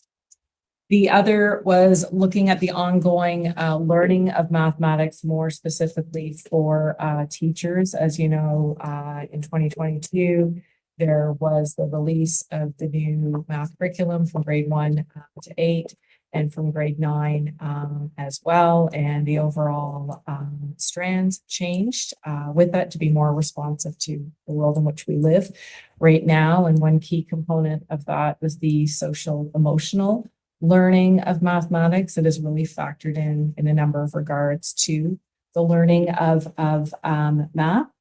The other one, and I feel it is the most important and connects a little bit to the social emotional learning, but knowing the mathematics learner. So really not just, when we've really shifted in education, it's not just teacher as, sage on the stage, but it's the teacher as a supportive person, fostering student voice, student initiative, and being more responsive to the differentiated needs of students. So that's a really key one. Very briefly, what we're doing in the system. So we have target schools. So those are identified schools with whom we will be working with. We have 3 secondary coaches. We have 3 elementary coaches, and we also have 2 transition coaches in grade 7 and 8. And working with that team, the coaches created a screener that was used, and we started with grade 7 and 8. We have the results of the screener or the diagnostic in the target schools at elementary. And then that gives us indicators, okay, these are the needs of either district-wide, what the needs are, or need for a specific school. And then we are developing, instructional practices, resources, and the like to support teachers in that classroom.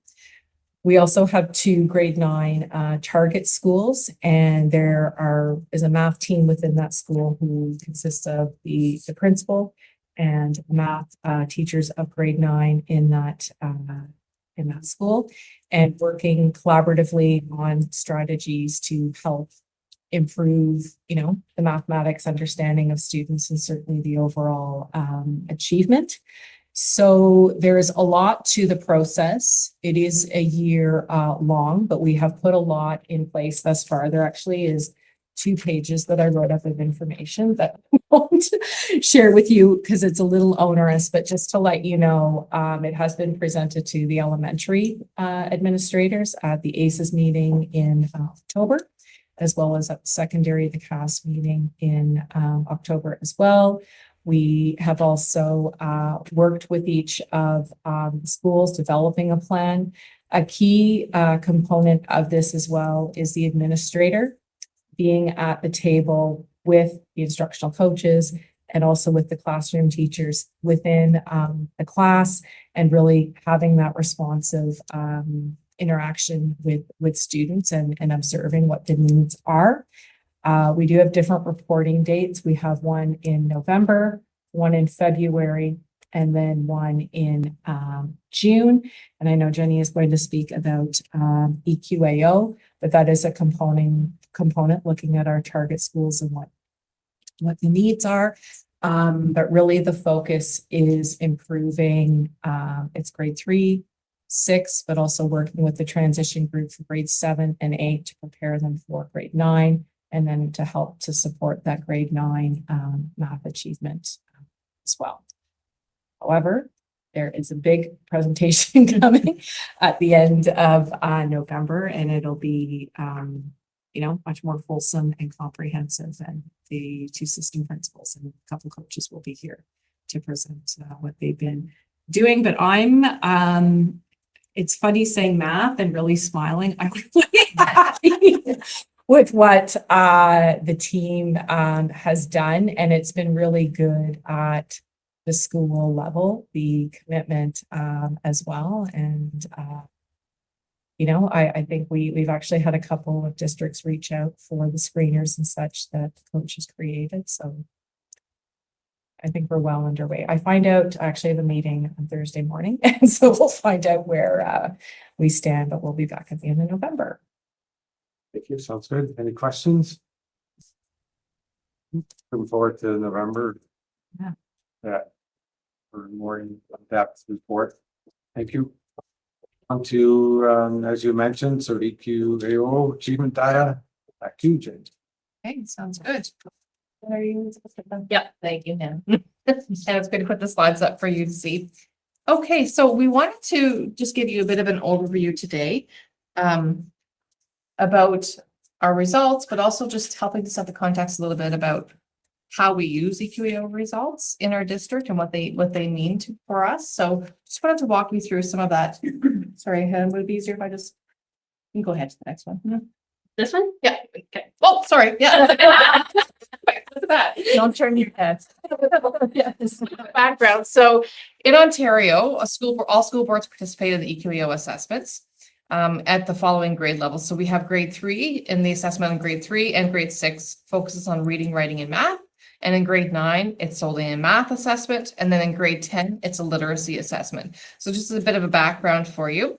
And a couple of important notes that the grade 10 literacy assessment, that's what we call the OSSLT. It's the Ontario Secondary School Literacy Test. Successful completion of that assessment is required for graduation. And so it's very important. And we put a lot of emphasis on supporting students to prepare for that assessment. There is a course that can also be taken for students to meet that graduation requirement if they are unsuccessful, and how we support them. But just wanted to have that information, and as well that in the 2021-2022 school year, that was a big change for EQAO because they took everything that they've been doing in the past with the paper pencil kind of assessment, and they moved everything to a fully online version. So that was quite a big shift. And when they came to speak to us last year, I believe it might have been virtually that they spoke to us, but they really talked about how it's a reset year when we start looking at the data after that time, because the format was very, very different. So just wanted you to have that background. Okay. So, and just in terms of what they provide to us, so students take the assessment, and then what we get back from them, we do get a little bit of information about each student and how they fared on the assessment and particular areas of strength or success for them. And we also get detailed reports that we can really get into the data and dig into them to help us to understand student achievement, as well as, pieces of context, their survey data. So we'll talk a little bit about that as we go, but they have like an online data system where we can go in and we can look at the results from lots of different perspectives so that we can really, really dig into it. So we use the data to help with our programming and to improve instruction. And this year we've actually had, well, that's not for the first time, but we've already had EQAO outreach. So someone from EQAO has come to work with our school teams already to be able to help them to look at the data and go through the reports. So we'll speak a little bit about that as we go. That's good. Right. No, you're good. No problem. This is the stop word. Okay, so in terms of our primary data, I believe you had the slides there too, but we can take a look at our completion at level 3 in comparison to the province. So whenever we're looking at any of these numbers, we're looking at the percentage of the students who achieved at level 3 or 4, because that's provincial standard. Okay, so we can see ourselves in our primary grade 3 data in the areas of reading, writing, and math in comparison to the province. And we do like to take a look at the comparison to the province. We know that we're not, every place is not the same, but it does help us to be able to sort of see how are we faring in comparison to the rest of the province. So we are slightly below the provincial percentages in all of the areas. There's a bit of a bigger gap in the math, but just slightly really below the province. And it's interesting because now when we're digging into this data and trying to look at it from all different perspectives, and we start to ask ourselves why, why are we seeing differences? And one of the questions that got asked this year was, why are we seeing a fairly significant difference between our reading and writing scores, as an example? But we're able to really dig into that and be able to see how many questions were asked, what were the opportunities that the students had to be able to demonstrate their knowledge. And so we were able to find out that actually in writing, really they only had one open response kind of question.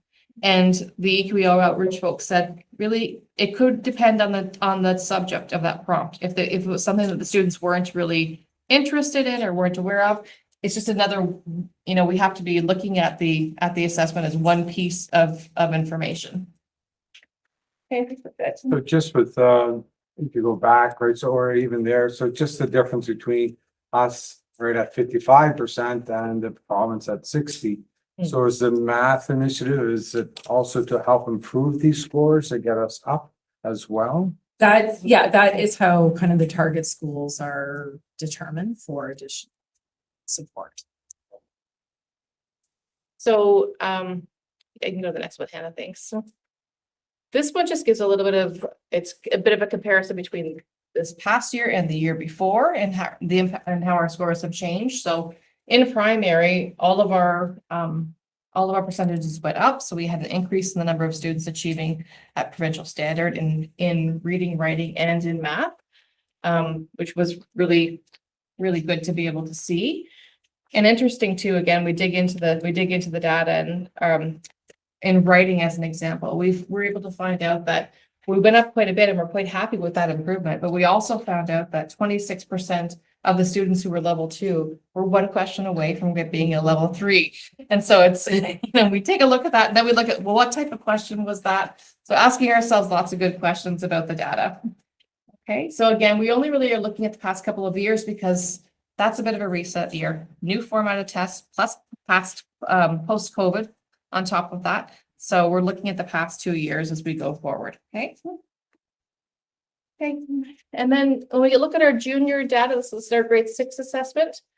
There is more of a discrepancy between our district data and the provincial data when we look at junior.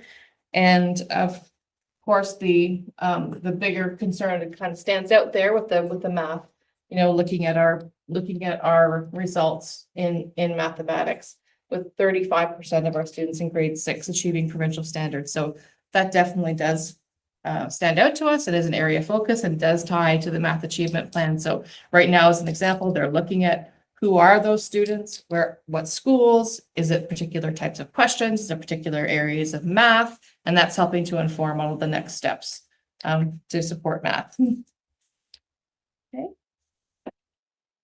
And then also looking at the change from the previous year. So in this case, when we look at our grade 6 result, we have a slight decrease in math and in reading, and a slight increase in writing. And again, with math being the greatest area of concern and focus for us there. Okay. And then grade 9. And now I apologize because in your slides, this graph is different because it was just a simple copy and paste for grade 9 and OSSLT. So this was what I wanted to show you was our results in comparison to the province. So when we look at our grade 9 students achieving provincial standard, 41% in our district, 54% in the province. So there is a gap there between our provincial data and our data, but also noting that the provincial data is also a concern as a province. And I think they talked a lot about how the grade 9 results across the province, again, COVID impact, this group of kids who were in grade 9 last year really did have their core years of intermediate impacted by COVID, and then also a new curriculum change right as they were entering grade 9. So they were also the first year of the new curriculum. So continuing to think about that. Okay. So also you can see here a slight decrease from the year before of down 2% in our results, but we were happy to see the number of students who are at level 2 because that's telling us good information as well. So we're able to see that 45% of our students were not at level 1, they were at level 2. And so we're able to dig into that as well and help to guide our next steps. And then the OSSLT data is exciting. When we take a look at this, so very close to the provincial percentage in the grade 10 assessment, with 83% of our students who were writing it for the first time being successful, just as a point to note. And you can go ahead to the next one, Hannah, which was an increase of 4% for us from the year before. So that people are feeling quite quite good about that, but doesn't mean they're stopping. They're looking at, what went well, but still, what are our next steps to be able to continue to improve. And then I just put in some examples of other ways that we look at the data, just to help you see some of the ways that we do that. But we can dig into it and disaggregate it by subgroups. So this gives us some really good information. This is our primary AQAO data.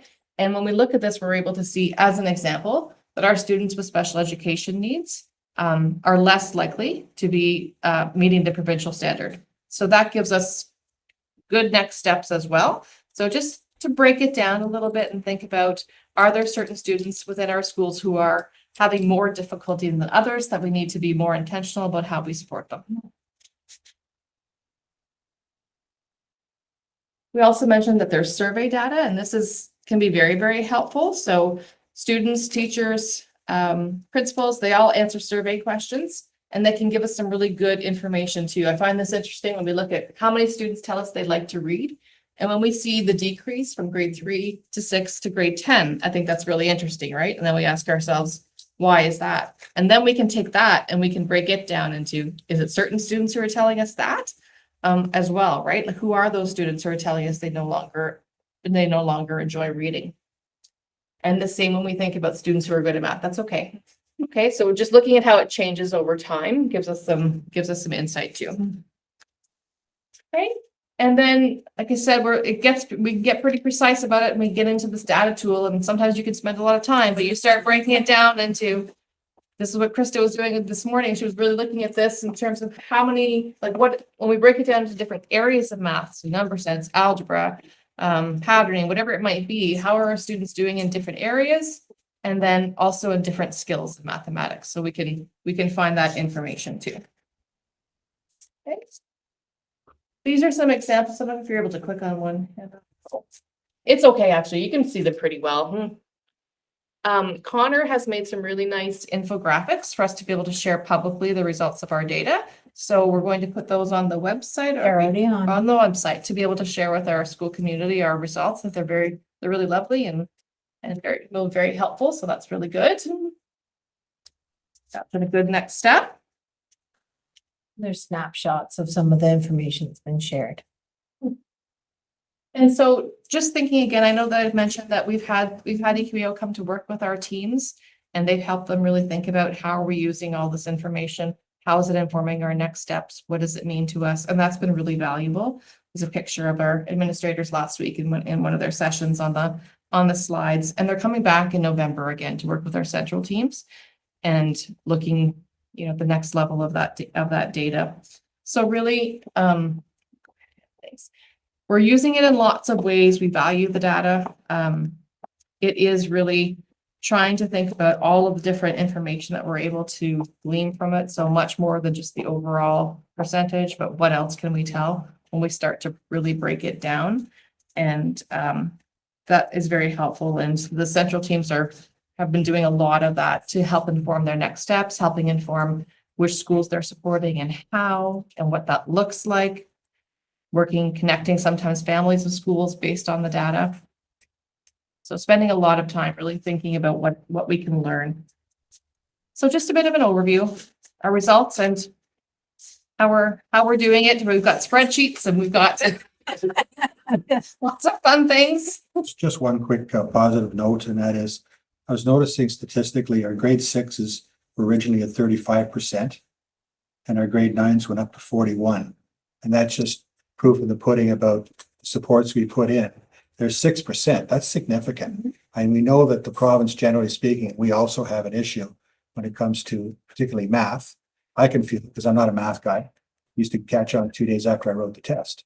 But anyway, those are really significant findings. I picked just that one stat up. So to go up 6% from grade 6 to grade 9, that's saying we're definitely on the right path. We're doing something right. Thanks. Thank you. Any other questions? Sorry, I didn't know who was up first. We'll go to Jody. I'll be quick with a positive note as well.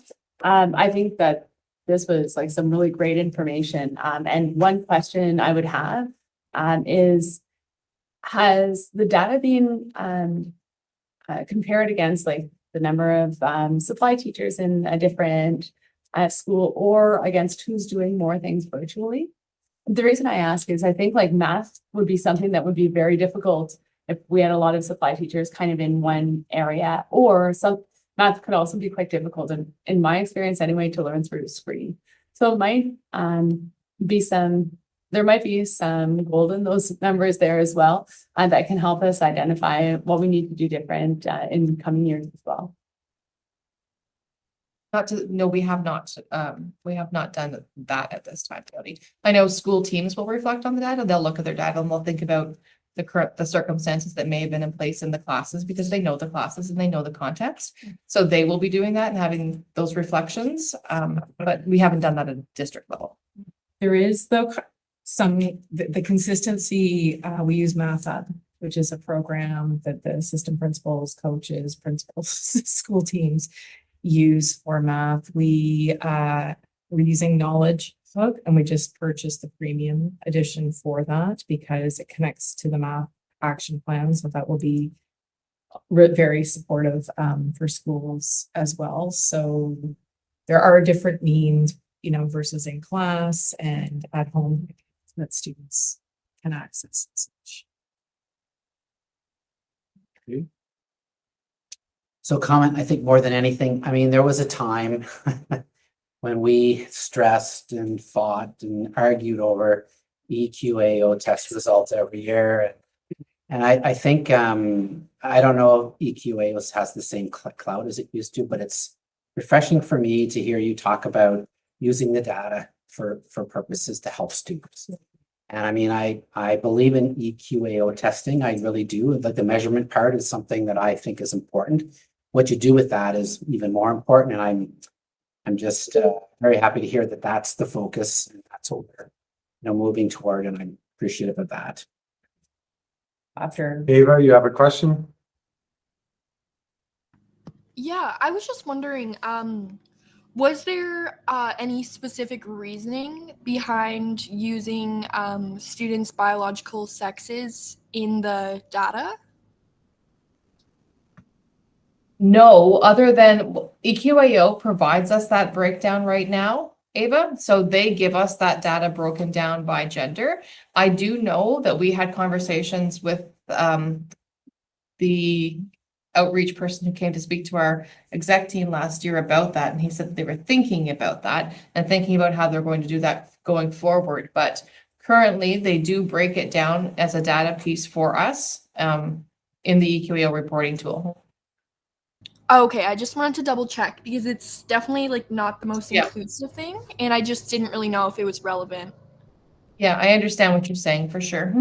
Okay.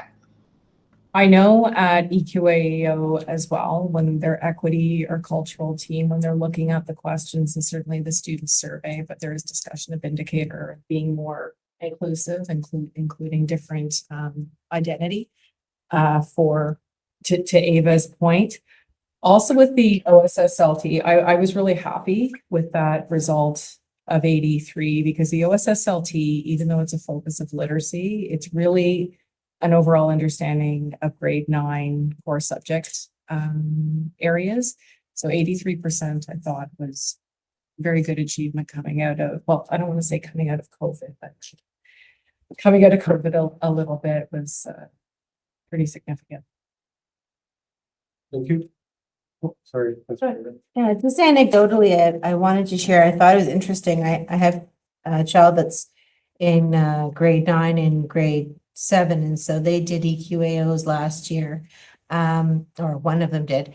And it was the first time because of COVID and where they fell that we, for the first time, received at home their EQAO results. So I thought it was interesting that all parents across our board are actually getting that information for their individual students. Good to know. Anything else? All right. And the last item is the student support fund. Is that Meredith? Yeah, and I'm on battery saver mode, so I'll do that afterwards. So I just wanted to share, just since we just wrapped up our Thanksgiving drive, which I had sent to trustees, some of the language and the emails that went out We did 2 emails, one leading up to Thanksgiving and then one following Thanksgiving as the campaign was coming to a close.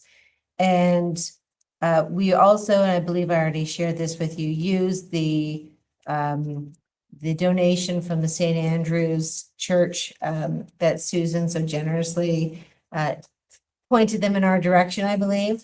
So, but we were able to use that as a matching tool. So the donation was going to be 3,000. We knew we were going to get that anyways. But by saying to parents, you can be matched up to 3,000, it was a good motivation, I think, to give Why Now.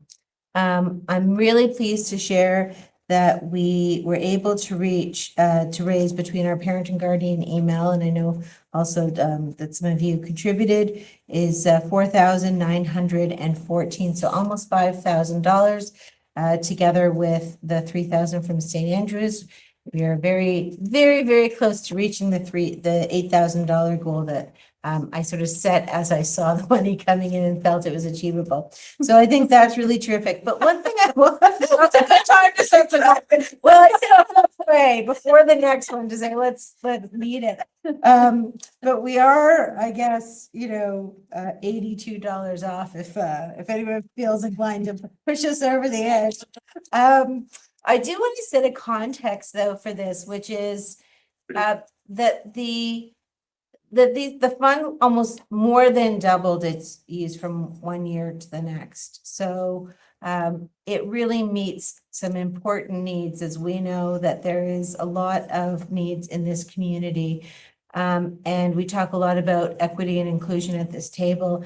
And this is one of the ways that our board, I think, not sure how this is done in other boards, but I think one thing that we can be incredibly proud of, that we are able to equalize learning opportunities by ensuring that our kids have, food, that they have basic clothing and needs, and that they can participate on trips. So I'm incredibly proud to be associated with this. I also wanted to share that we do have a monthly payroll deduction, or it's not monthly, I guess whenever the payroll happens, every 2 weeks deduction, that many of our staff have contribute to, and they have, we're going to make that process a little bit easier with a new form that we'll be sharing. But that I'm also looking and working on some donor appreciation tools, and that really was highlighted for me earlier today when I got a call and I spoke to somebody I've been developing a relationship with, and they it's a local business, Smitty's Home Hardware in Pembroke, and the parents, Kathy and Alan Godden, have been succeeded by their 2 children, Tyler Godden and Kylie Carroll. They have agreed to allow me to say their names publicly, that they are making a very significant donation to the Student Support Fund. If it is what has been committed, it will alleviate almost more than half of the needs for students in the year. So it's really wonderful and incredible. And I think in order to show appreciation and keep this gift year after year, this donor appreciation, level of acknowledgements, how we can take the people like the church groups and the other groups that give significant amounts of money, and what we can do to really build up that kind of donor appreciation. And lastly, I was going to say, they also are doing a holiday event. This is the Smitty's Home Hardware on the 9th of December. They'll have a bake sale as part of it, and all that money will go to the Student Support Fund, in addition to their very generous donation, which I'll tell you once we have. But we're looking at getting one of those really big checks. And Connor had this great idea of doing it as a whiteboard so that we can rub it off. And so we're going to do a cost analysis between just a cardboard thing and a whiteboard and see if it works. But that's pretty cool. I think if it's one of those, if you build it, they will come. So maybe if we get the whiteboard, we'll just get lots more use for it. In any event, I'm happy to take any questions. Questions on our test. First of all, great job. Mary, great job. 2 quick questions. One is our biggest fundraising event every year has been the golf tournament. I know I asked last year about this and we didn't have anyone in place to do it. I know it's early, but I'm just hoping that that's going to be an event that not only can we bring back, but make it bigger than ever. But secondly, just because of my weekend. So how do we, you touched on a little bit, how do we approach, we have a lot of graduates from Renfrew County who are very wealthy individuals. One of them is a friend of mine, and we were chatting. I hadn't seen him in 15 years. But how do we go after? And my other friend who was up from the States, they have in the school they have booster programs. They have, it's a different culture in the States with alumni and sports. I get that, but they get massive donations for these types of things from alumnus who are, own companies and do very, very well. And I'm just wondering, do we do anything to it? So how do we after that kind of support? No, I think that's a really wonderful suggestion and piece of feedback, and it's something that I'd love to follow up with you on and talk to you. How do we build that alumni list and reach out? Because one of the things that we talked about as an executive is our staff already do so much on a daily basis for the students in their school. And so to rely solely on parents and solely on staff, that's why I was very excited about this gift from outside, but also we know that our businesses sometimes are struggling too. So when I think that's another avenue that we haven't explored that we should be exploring. I think we can also talk about the golf tournament, and I want to have an honest conversation about the return on investment, because I did dig into the numbers and I saw that while we were raising a significant amount of money, the costs were half.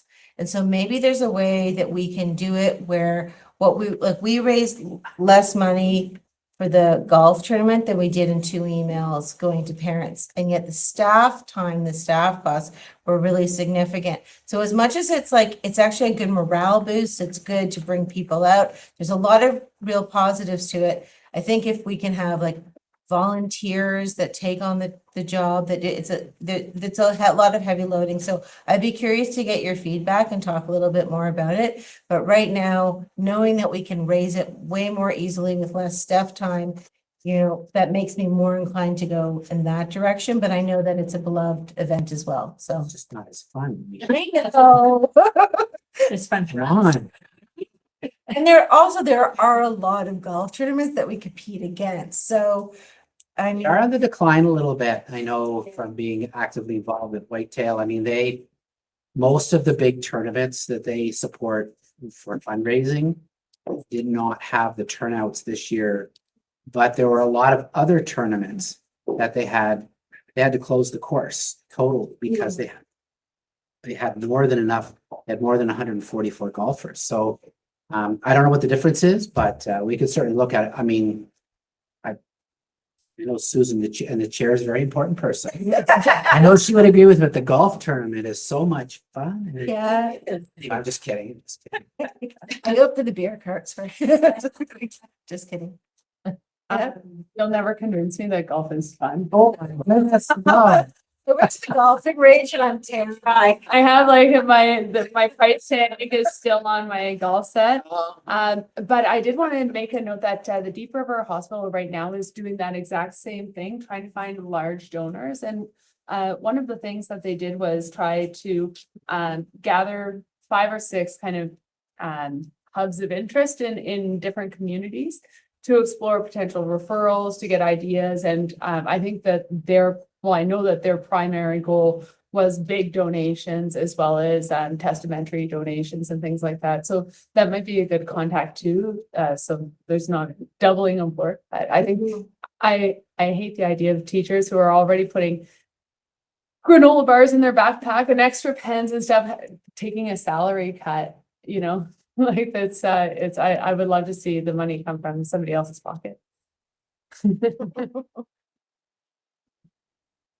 If we do have a golf tournament, I will pay for a lesson for Jody before the tournament. How's that? Terrible. Sounds terrible. The driving. Going Deep River is really good. Yes. Can help. Into the positive attitude. Positive. It's my turn. Yeah, just briefly to add to what Meredith said. I think that what my fellow trustee Dave Kaiser said, we all know of a few people who've done very, very well in the valley, and some of them we don't bump into very often. But I think the personal touch, like whoever person X is that Dave's gonna Dave's, I'm sure, gonna make some sort of an effort there to, at least open the door partway and maybe eventually the referral will get to Meredith. And I think we all probably know a couple of people that are fortunately in that position. Last note, Dave, thank you very much for the very first golf tournament. I normally go to just charity ones and best ball. If we wouldn't have had you, myself and Susan, I don't know who the fourth was. Brian. And if we wouldn't have had you my first year as a trustee, we would have probably still been on the course, buddy. So, Dave's a pretty good golfer, and for any new trustee, even though one of my fellow trustees still has her price tag or tag on her golf clubs, it is a blast. So for any of you who've never done it, might be just fun to step up. Just make sure Dave's signed up, please, because otherwise we'll never get done. Thank you for your time. If I could just wrap up, one thing is, just to follow up, please do make it an introduction, and reach out to, or send me a list, or we can discuss it if anyone has some particular names. I think we all have our networks, and I'd be happy to either be the second contact after you've sort of laid the groundwork, or just to go directly to the person saying that your name is passed on to me. And so that would be terrific. Number one. And number two, I just wanted to make a comment about those staff members that have chosen on their own volition to be giving money. The one thing that I'm, as part of the donor appreciation that I'm looking into doing is, when it comes time for their tax receipt, and Jen and I are just having a brief conversation about this earlier today, is to give them, for those who have been doing it for like a year or for 3 years or at 5 years, giving them a different gift that goes along with their tax receipt in appreciation. And then also, as people sign up for the first time, just a letter of thank you for participating. So these are some of the different things that we're looking at, because we certainly do appreciate those staff members that do it, but we know that our staff make a variety of different salary ranges, and people need to give what they can if they can. I meant no offense. No, I didn't take this, I didn't take it that way at all. Just wanted to say we are appreciating those that give. A one pager about the student success fund would be, like an electronic one pager would be great if we're them. If it could maybe be circulated, and then when I'm reaching out to people, I can let them know what the donation would be for. Absolutely. That's easy. It's done. Perfect. Susan? Yeah, it's on the website. Actually, that was gonna be my point too, is just that one pager, and I did not look at the website and see if there was one. I apologize, but No. it's nice to have something to hand out or send around, so that at least they can kind of think about it a little bit. So I Absolutely. appreciate that. It's great work. I just have two quick things. So just for information, so Highview School had their 100th anniversary. I wasn't there when it first started, but I got to go. Yeah, it was neat to see, just in the library, they had like all pictures and stuff like that out, so it was neat to see. And just the feedback I got from the principal and vice principal, you know, when some of the students come in, they go, oh, look how old, right? So, you know, they had uniforms and stuff like that, so that was kind of nice. And just a quick show of hands, who has used a fire extinguisher before? I mean, right, so the reason why I brought up, so today at Shazam, as part of the hands-on training that they had, was that they had, and I talked to Kristen about it. As you can see from her shirt, she was there too. Changed. Yes. Sounds like a campfire. Yeah, that the as part of the hands-on stuff, and we had talked about it, and like it's a good way and it's an easy training. Is they had a little fire pit that they had gasoline in there, and they would light it on fire, and each student got to use a fire extinguisher, go and put it out. So, you know, it's like everybody thinks, you know, oh, fire extinguisher, yeah, I'll have one at home in my kitchen, it'd be easy to use. But, you know, when push comes to shove, you know, at least those, you know, 12 students can go, hey, I got this. I'm a trained professional now by firefighters. I can use the fire extinguisher. So I just wanted to say that, you know, for about 300 plus students today, they're having lots of hands-on stuff to do. So that's it for me and the agenda today. So it's moving to seconder to close committee of the whole. Thanks, Jody. Seconder. Anybody on that end? Name Mike? Hi, Mike. Thank you. All in favor? Thank you. That's closed. And when would you like to come? Let's meet back at 4:10, so 8 minutes.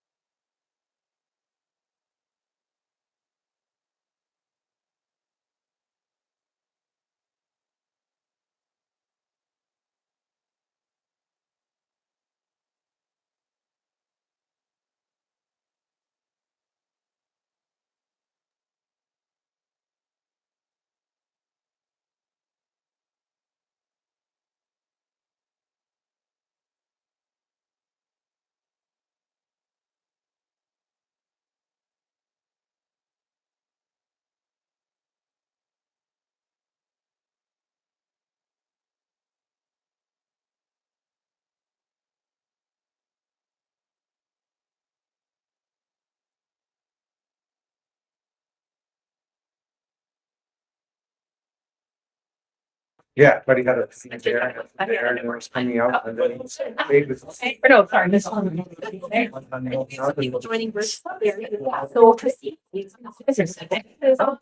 I believe it's the only one, so Joe had to leave, but I don't, I tried to leave for an appointment. Yes. So, yeah. All right, no, it's all great. From the morning. Finish that. I'm just, that's no. I remember, I just want out and that, you do things. That's. Right, like to get them engaged and wants to learn about it. Yeah, yeah. Yeah. And that's the thing. It's balance on it. Like, we know the fire extinguisher, well, because it's like, oh, yeah, it was a meeting. But that's a little. This was quite chilly, I think, and then like a couple of minutes first. This would just But that a was bit of hard. that. More engagement session. Yeah, more engagement, yeah. That's super, thanks. Nice to see you. So yeah, you can tell there's no trying enough. I'm hurting cats. Grandpa right there. Yeah, I guess there. Because I need to John first. But yeah, watch her. She runs out. I guess I should stop talking to him. He did mention. Comes down. Gosh. Yes. Wait for him. Yeah. Oh, I thought you were. I was gonna say it's that hurting fence. Maybe it's like hurting fence. Yeah. Watch the video. No. It's hilarious. It's so good. Yeah. It makes you smile. It does. Yeah. No. It's good. It's good. We're just waiting for two people to come back around the table. It's not me. Not you. Not late. No, you're here. I am. Yeah, because we want to know. Joby. Jacob got. Oh. Something. It's always fun. Well, we lost 3. Oh. Yeah. Regrets.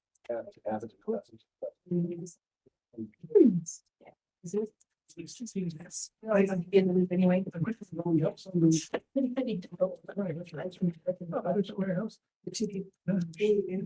I'm just waiting for Leah. Oh, he's back.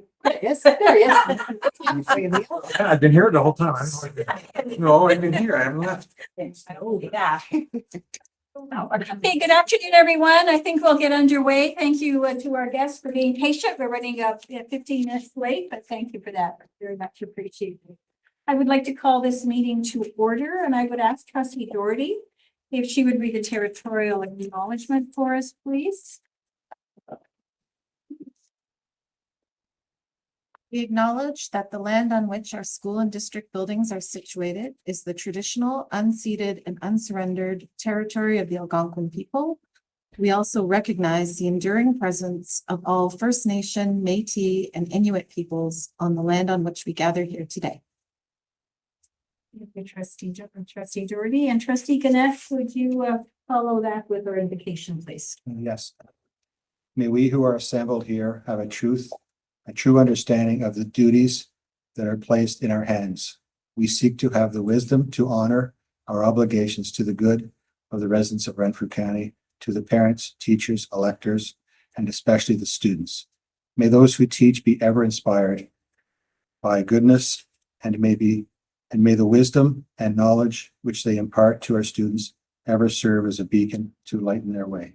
As trustees and administrators, we will work together with integrity, perseverance, and respect to the fulfillment of the trust bestowed upon us. Thank you very much. We do have regrets this afternoon from Trustee Morris, Trustee Primo, Trustee Dobson, Student Trustee Dane, and Superintendent Cousineau. So sorry that they are not able to be with us today. I need a motion to approve our current agenda. A mover and a seconder, please. Trustee Doherty, thank you. And Trustee Kaiser, thank you very much. All those in favor of this agenda? And that's carried. Thank you very much. Are there any declarations of interest based on this agenda before you? Seeing none, we'll move forward with the approval of the minutes that were circulated, I believe, earlier of September the 26th. I require a mover and a second to confirm the minutes of that meeting. Motion movers, thank you very much, trustee Doherty. And trustee Gannett, thank you very much. All those in favor of approval of those minutes? And that is carried and those are approved. Excellent. Okay, I think with that, we're on to our key item for this afternoon. And we always look forward to these presentations because we know there's wonderful work happening in our district and it's lovely to get more detail about that. So I'll ask Meredith, if you wouldn't mind leading the charge on this one and letting us know what's happening. Sure, it is my pleasure to have been asked by Superintendent Cousineau to introduce our Indigenous education team.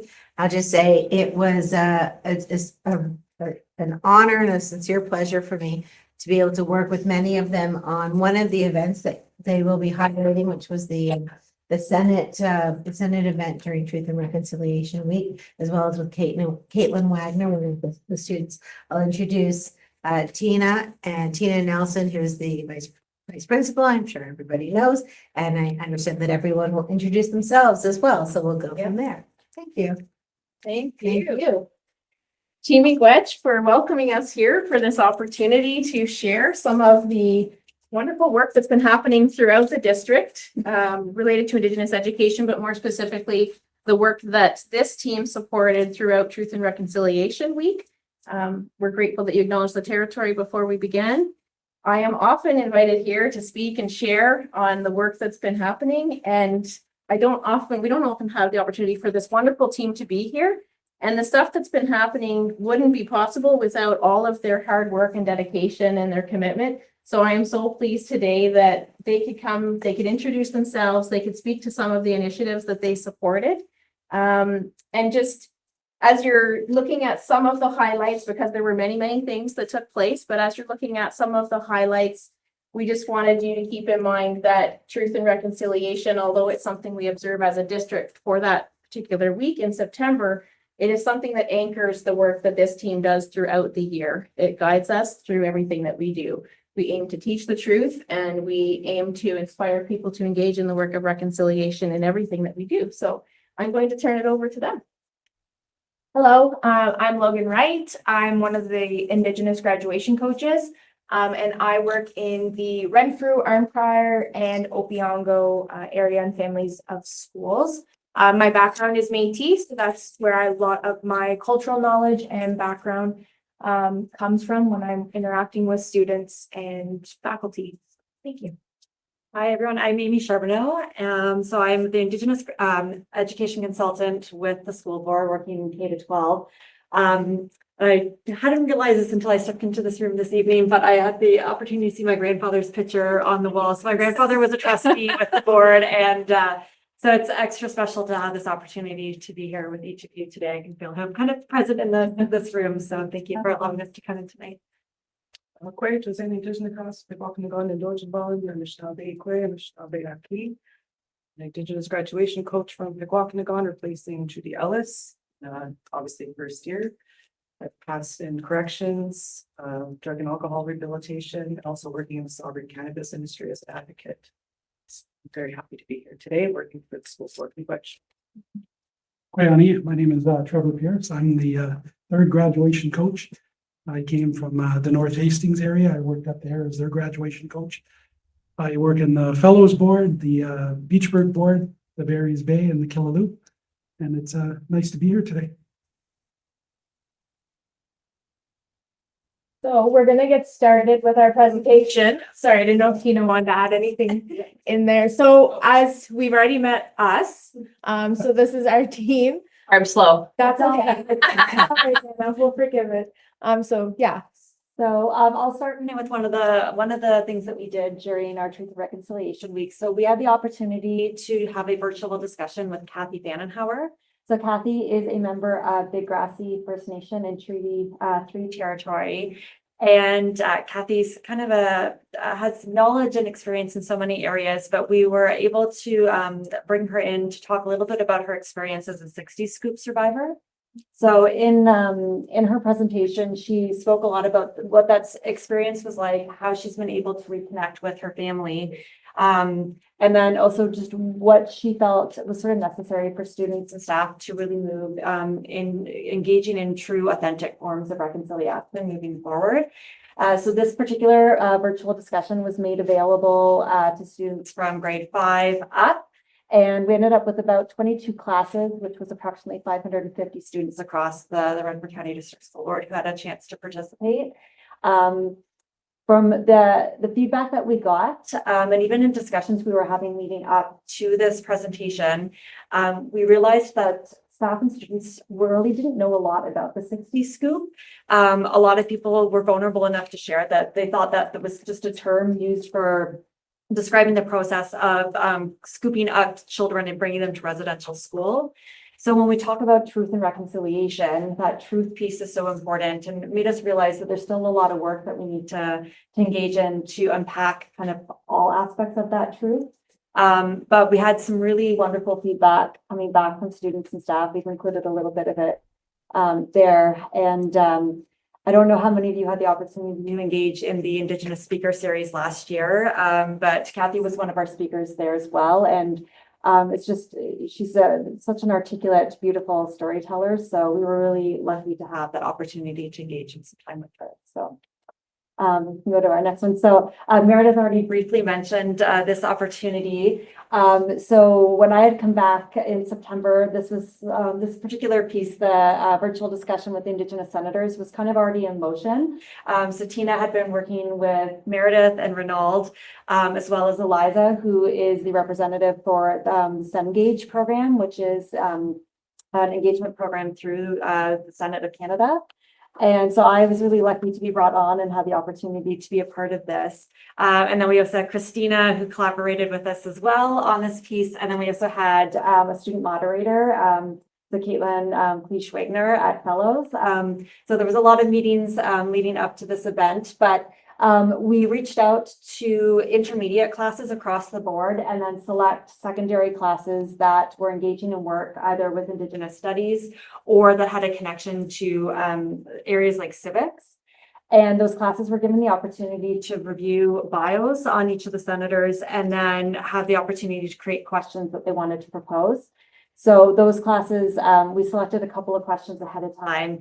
So during the Senate meeting, we had Senator Anderson, Senator Odette, and Senator White come to join us. And they spoke a lot about kind of their experience bringing them in to become a senator and why that was important to them, but also had the opportunity to reflect on what reconciliation means to them and how they engage in that within the role as senators.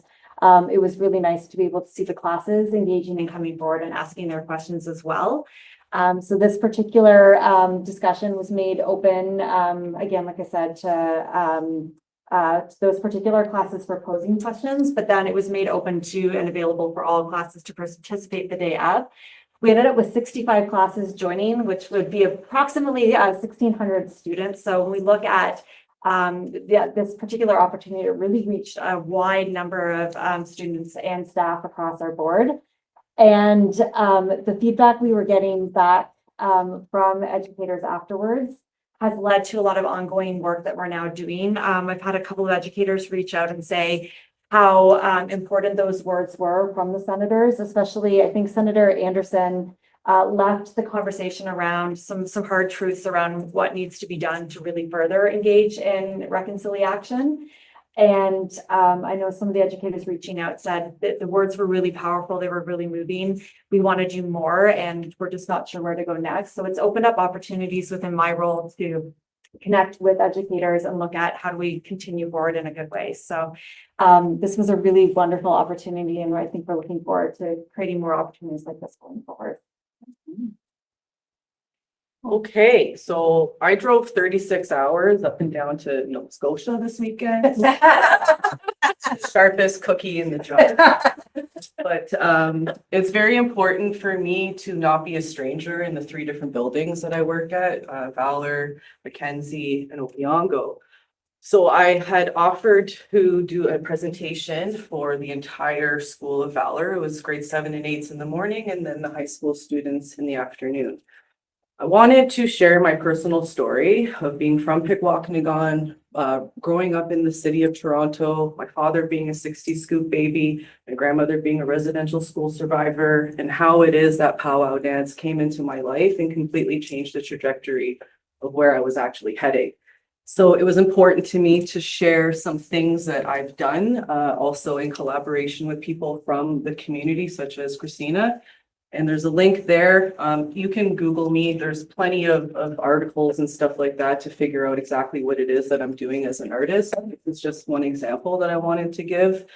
Do we have time? Should we? Yeah, okay. Let's play, please. So if you go down at the bottom. Oh, here? Yeah. Yeah.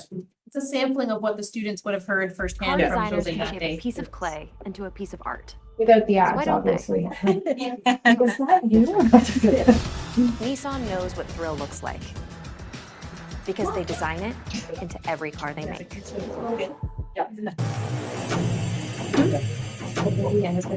Dance means a lot to me.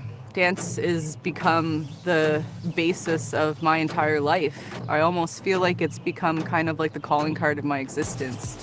Without dance, I would be not my true self. Kwe, hello, my name is Jose, and I use dance as a tool to reclaim space on my ancestral Algonquin territory. I discovered powwow dancing when I started to visit the First Nations of Pequawkanagan here as a young child. Back then, I lived a city life, and the representation that I had of First Nations people in a metropolis city like Toronto versus the 2 months that I got to experience being on the reserve as a small child were very different. I saw healthy, happy, resilient, strong, beautiful Native people of all different nations who spoke their language, who knew what families claimed them, who knew what communities claimed them. And then I started to realize that, like, through my father's heritage, this was the community that I was connected to. And that was very life-changing for me.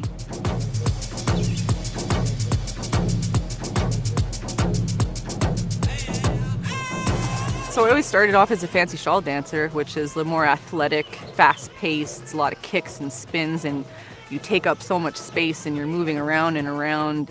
And then at 30 years old, I made the decision to kind of mature my powwow experience, and I decided to start learning about jingle dress dancing. So I do a little bit of both now, and been able to kind of merge them together and create a class called Powwow Step Groove that I've started doing in a couple different provinces around the country.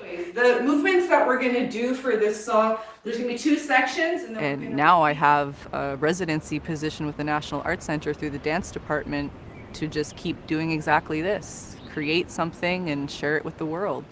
It's literally every artist's dream to be given this opportunity. And what means the most to me is that I told myself I was never worthy of an opportunity like this, and well accepted it humbly, because I had never gone to school to dance professionally. So I wasn't worthy of that. I didn't work for that. But I've been working my whole life anyways as a dancer, and I'm still seen. That's really important.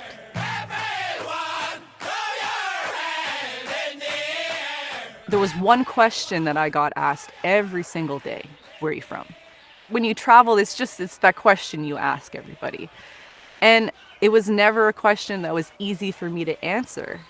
You know, even before I started dancing, it wasn't easy to answer. And then I made that decision to start dancing because I wanted to have some substance behind being able to say, yeah, I'm First Nations. And then I wanted to have more to share. So as you can see, it's important to give these students as a graduation coach insight on the many different kinds of paths that we have. I did not graduate high school. I won't go into my life story, but let's just say that it's valid to share that, yet this is what I've been able to accomplish. So the second part of this, if you want, please go to the next slide. There was some interesting outcomes of those 2 assemblies. Night and day a little bit between the junior high and the high school students. This is something that came out of that presentation for the grade 7 and 8s. There was actually 7 letters that were written to me to motivate me to keep teaching this, topic that we were discussing that day. And I thought that was very meaningful. I had some other students in the high school presentation who invited me to their improv class after to kind of, connect with more students. Tina was there that day as well. She got to observe the second presentation, which was the high school. And, to be honest with you, there's most definitely some important sensitive learnings that came from that second presentation. Just like any high school, there's some awkward reactions to the content that gets shared when you talk about 60 scoop and residential school denialism. So there's definitely a lot of important things to continue unpacking from that. And that's pretty much one of my biggest motivators for this job, is to do that work. So I feel like there was a lot that was exposed and a lot that was identified that was positive and areas to work on. So Chimiwech, thank you. I just wanted to add that Jose did follow up and was able to host some circles with those students to have those conversations and dig a little more deeply and build those relationships going forward, and shared the other pieces of her story as well about going back and finishing and graduating and the importance, right? Yeah. Thank you, Tina. Okay, so I will speak to the next couple of slides. So the foods class at RCI. So the way in collaboration with the Algonquin Way Cultural Center with Willie and Tanisha, we planned kind of like a series of days of learning for students in the two foods classes in the high school at RCI. And we also invited the MBE English class to join to do some of the learning and experience the food that was made from students. So in the first picture right here, as I'll point, the students learned from Willie the history of the pre and post colonialism or colonial foods, like the traditional way of harvesting, how Indigenous people collected and respected the land, as well as talking about the five bannock and flowers and stuff like that. Sorry. Yeah, the 5 white gifts. Thank you, Tina. Talk about that. It was also really beneficial for the students because Willie brings a huge board of all the different medicines and what they aid in and what they help with and he talks about how you can prepare them. So it was really beneficial for students to learn how the medicinal use of everyday plants that they see, from cedar trees to everything else and stuff that could be considered weeds to settlers and non-Indigenous people, is actually really beneficial to some of the Indigenous communities. The second day is we gave Willie and Tanisha the day off. So the foods class prepared the food and got it ready. And then the following day, Willie and Tanisha come back and they joined the class to prepare the food. So they made moose stew, Three Sister soup, and they made bannock. And you can see the students were very hands-on with their learning when they were making the bannock and kneading the dough. And then we invited the grade 11 MBE English class again to enjoy the food, as well as the 2 other foods classes. And Willie spoke to the importance of what a spirit plate was, the representation and how you honor the food that you are eating and giving back to Mother Earth. So if you want to go to the next slide, Hannah, please. There's some student feedback that I got. So if you just take a moment and read some of those.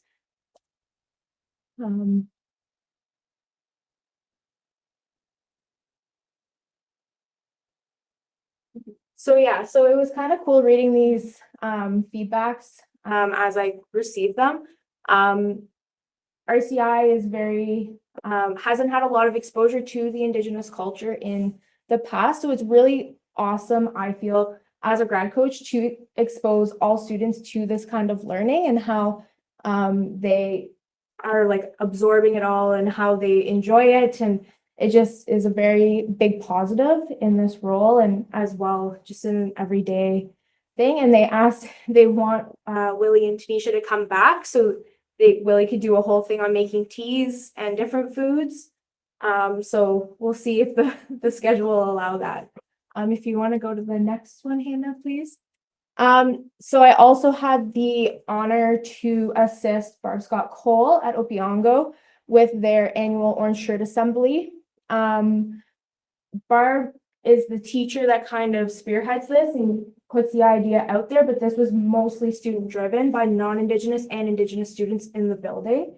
From the activities that were planned, what the scripts and what they were going to talk about, videos, everything like that.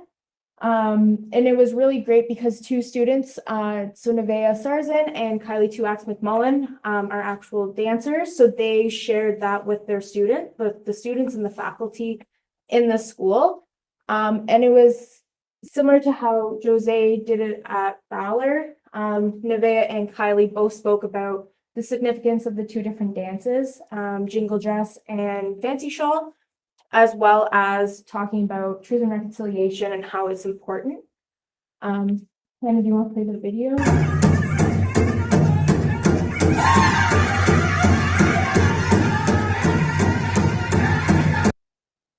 Oh, I'm sorry. Okay.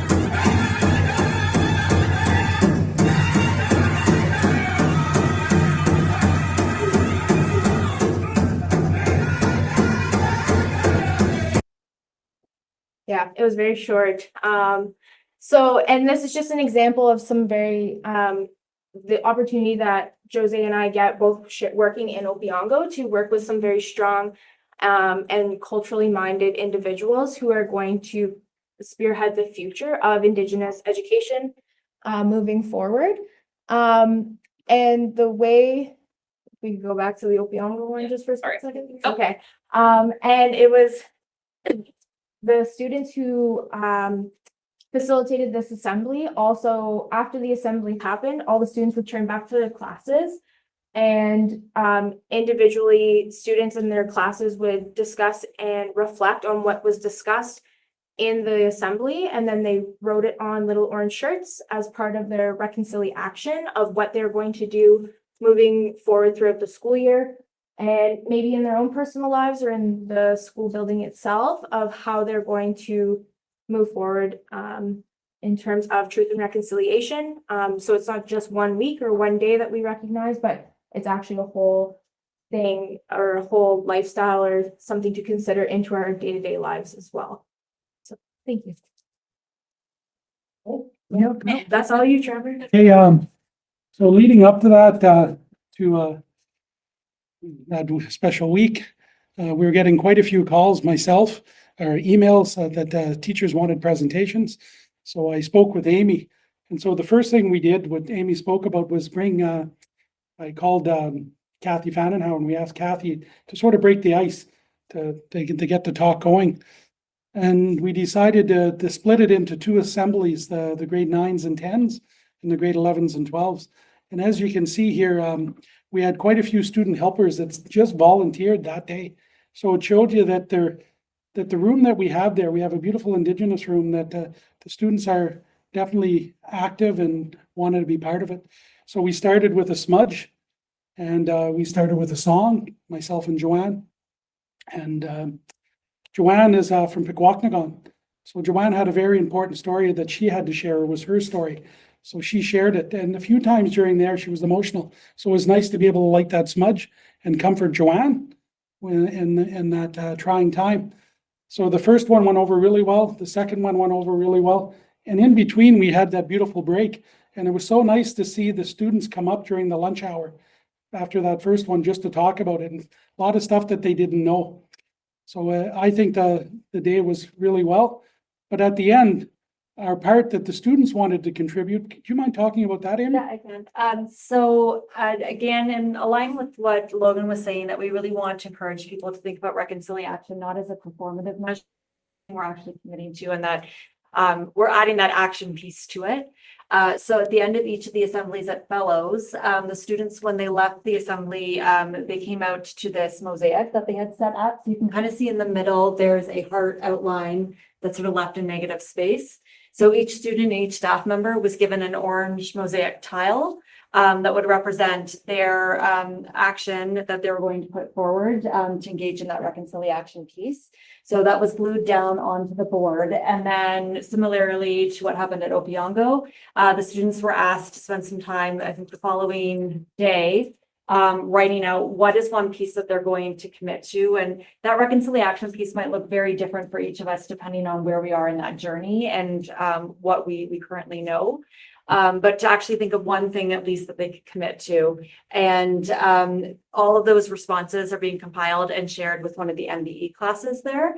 And that class is going to take it upon themselves to kind of go through and look at, are there kind of common goals or common reconciliation pieces that the students and staff are engaging in. And so in the center, they're going to actually write those reconciliation commitments on rocks, and that will go in the middle portion of the mosaic that will be displayed. So it'll be put somewhere centrally in the building, and it'll be that ongoing reminder of that commitment that we've made, and that it's not, again, just a one-off, that this is something we have to continue to invest in as an ongoing relationship moving forward.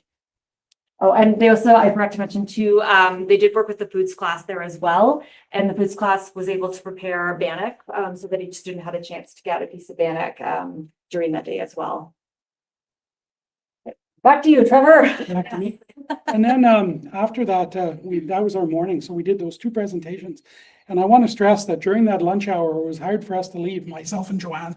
It was so nice to see the room full and those the youth asking those important questions. And some of the teachers as well that came up afterwards was really nice. So we went to Herman Street. I always say High View. I'm glad it's up there. So we went to Herman Street, and we didn't duplicate them, but we brought them because it was a younger age. So Joanne, I wouldn't say it lessened her story, but made it more age appropriate. And we did 2 beautiful presentations there with an opening with a song. We didn't smudge at that school, but me and Joanne smudged before we went in. And I think it went really well. And same thing, it was hard to leave. We had a lot of the students coming up afterwards and asking those questions. So I think the importance is speaking the truth and moving forward in a good way with such a beautiful team that I got here. I'm so proud of this team here. So I'll just echo that, Trevor. I'm so proud. We speak often about the importance of balancing the narrative.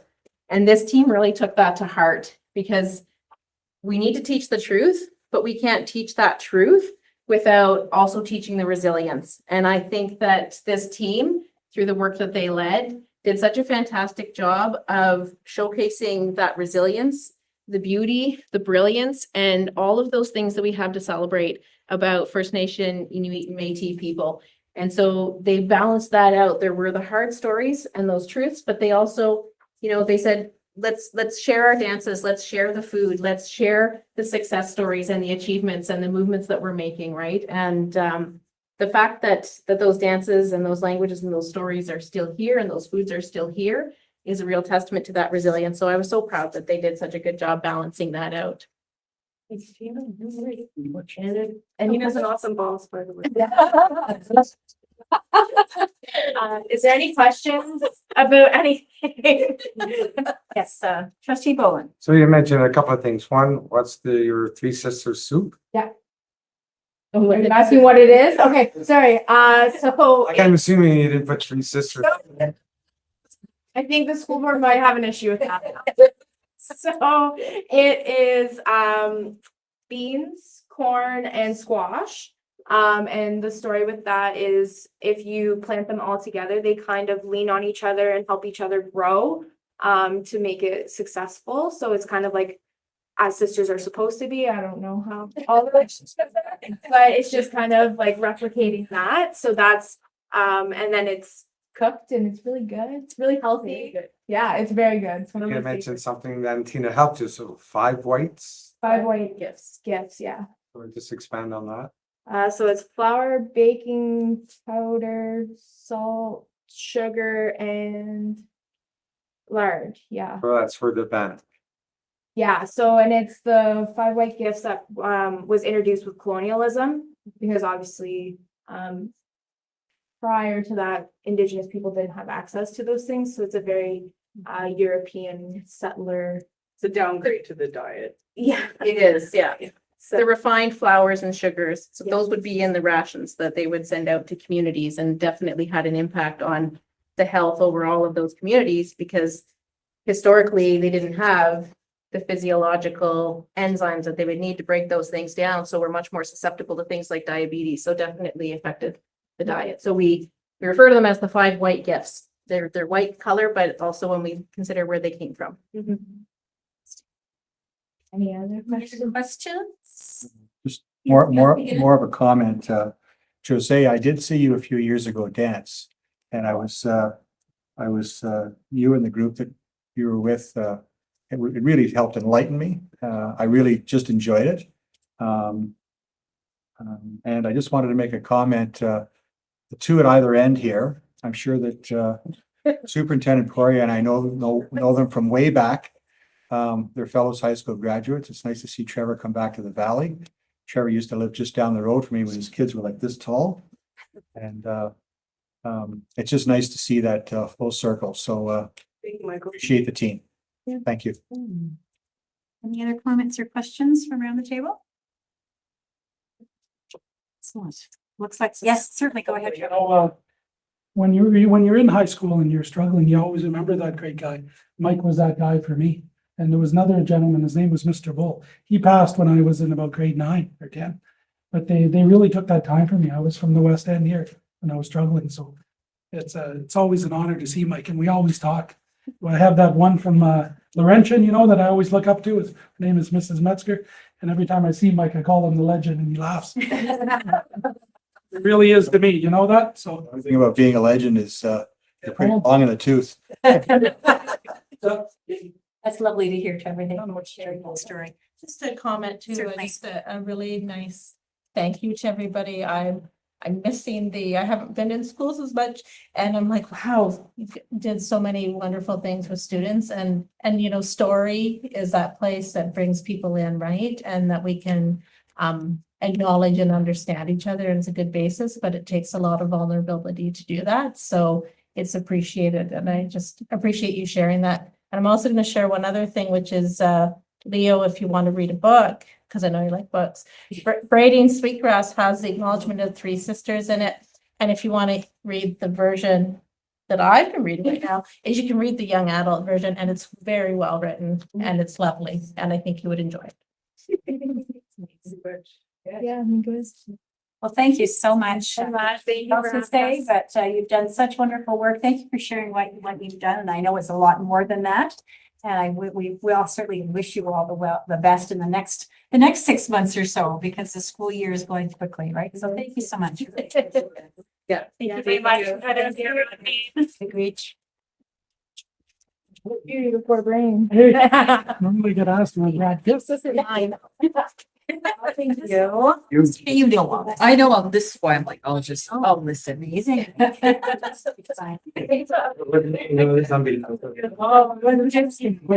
Bye, everyone. Thank you. I'll try to be that person today.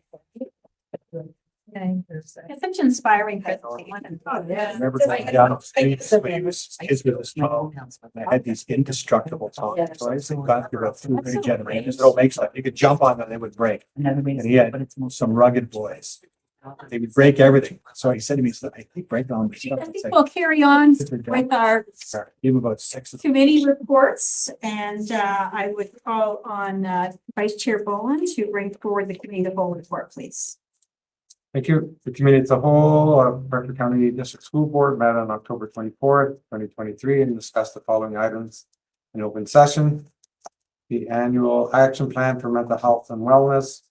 The following motion was adopted, made by David Kaiser and seconded by Mike Kennett. Whereas the Ministry of Education requires that the RCDSB develop and implement a 3-year mental health and addiction strategy. And whereas a revised strategy is required for the cycle beginning in the school year, be it resolved that the Board of Trustees approved the RCDSB 2023 to 2026 multi-year strategic plan for mental health and well-being as presented in this report. Number 2, the trustee honorarium presented by SO Jennifer Burns and Tammy Hoffman, Manager of Finance. Number 3, staffing and enrollment 2023 to 2024, presented by SO Jacqueline Poirier. Number 4, math action plan, verbal update by SO Kristen Riddell. Number 5, the 2022-2023 EQAO Achievement Data presented by SO Jenny Smith. And number 6, Student Support Fund Verbal Update presented by EO Meredith Kaplan Jameson. I move the board adopts this report. Thank you. I require a seconder to adopt this report. That's trustee Doherty. Thank you. Any discussion on this report from anybody around the table? Seeing none, all in favor of adopting this report? And that is carried. Thank you very much. On to trustee Gannett, please, if you could present the Program and Student Achievement Committee open meeting report. Yes, thank you, Chair Humphries. Program and Achievement Committee met on October 10th, 2023. There was a report given. Kristen Rydell had a team of several people present the report on OPSPA strategies for FSL teacher recruitment. And the purpose of this was to provide information to the Board of Trustees for OPSPA funds used to support FSL teachers in the district, as well as teacher recruitment endeavors. And Kristen and her team went through this report and broke down how these monies were well used by OPSPA. I just highlighted a few things for school administrators to support FSL programs. There was a newly created FSL principal handbook. There was a tri-board coaching agreement between 3 boards. There were some job fairs that were attended.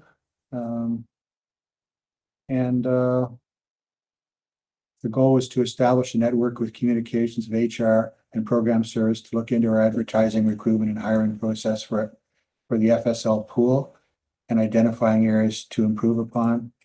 They'll also continue to offer us FSL coaching through our partnership with ACPI. There was no recommendations made in this report, but it was very thoroughly reviewed. There was a few questions asked about it, and I just can't stress the importance of what we're trying to do here, particularly because this board and the previous board really pushed long and hard for our FSL programming to be expanded and continue. I just know that probably every province in the country, we're mostly looking at Ontario, but everybody wants good French teachers. And I just can't express enough how hard they got to find. This is just proof in the pudding that they're doing what they can. Because I think there's sometimes some questions is, what are they doing? The report was fairly specific. And lastly, 3 names that came to mind were Shelley Gagne, Jordan Sloan. Someone who couldn't make it was Emily Shank. I think she was the privileged one that went to France on our trip, Yes. and she might have been there virtually, right, and talking about it. No, she was ill that day. Oh, video. Anyway, I think she was quite sad that she couldn't attend. She was really under the weather. But I really appreciate the report because it gave us some specifics of what is being done and attempted to recruit our French teachers. And I do think that moving forward, this is going to be a topic, not just with recruitment, but what we're doing with French programming. So that's really it in a summary. There was no recommendations, and that concludes the report. If there's any questions or any comments. So you'll move the receipt of that report. Yes, to I do trustee Gannett. see that Thank you very much. I would need a seconder as well to receive this report, trustee Boland. Any questions or comments for trustee Gannett? Seeing none, all in favor of receiving this report? And it's carried. Thank you very much. Equity and Inclusion Committee meeting held on October the 10th. I did take on the chair of that as trustee Kaiser was not available, so I will quickly read that report. It was fairly short. We met on October the 10th to discuss the following items: the Equity Action Plan report, and we actually decided to postpone that until the November 15th meeting. And the second item was a Parent Involvement Committee report and update, which Meredith Kaplan Jemison helped us with. And we basically had a good discussion around the variety of things that the PIC group were asking for. There were no recommendations made, though, however, at this particular committee. So I would move the receipt of this report. Do I have a seconder? Trustee Gannett, thank you very much. Any questions or comments on it? Seeing none, all in favor of receiving this report? That looks like it's carried. Thank you very much. Special Education Advisory Report, Trustee Ganetta, I guess I'm calling on you again for that. Yes, thank you, Chair Humphries. Yes, the second item is SEAC committee met on October 18th. We had our usual group of people from the community there, and SO Jenny Smith and Angela Greger, Principal of Special Services, were there. One of the main things that we talked about was the dry topic of our budget, and it was very thoroughly discussed. We had some good questions from particular community partners. They were all answered by both Jennifer Barnes and Tammy, as usual. That was the main thrust of the meeting, but I just read my notes here. As usual, Tammy gave a review of the special education budget. Several questions of clarifications were asked by different agencies. These questions were all answered and explained by Tammy. We really appreciate her input. Thank you, Jennifer. And that's it for that report. And if there are any questions, So you'll move to receive this report, Trustee Ganetta? yes, I do move to. Thank you very much. Could I have a seconder to receive this report? Trustee Doherty, thank you. And any questions or comments from Trustee Ganetta? Seeing none, all those in favor of receiving this report on SEAC? Thank you very much, and that's carried as well. The Indigenous Education Advisory Council meeting of October the 19th, and I believe Trustee Doherty is going to report on this one. Is that correct? Yes, I did a kind of like a summary, but anyway, Let's carry on. so we talked about some of the work being done at different schools. So some of the Indigenous grad coaches who are here did summer support and back to school support. They did things, they met with the different students and the families, and also did backpacks for kids entering into grade 9. And then Truth and Reconciliation Week, we already heard the updates for that. And the Indigenous Education website is up, has some great resources on it, and I don't know if it's linked on our board website yet or not, or how that's going to be done, but Not sure either. oh, okay. We'll check it. And there's referral forms and everything on that as well. Also spoke about some of the challenges needing to be addressed, such as moving forward on smudging in schools.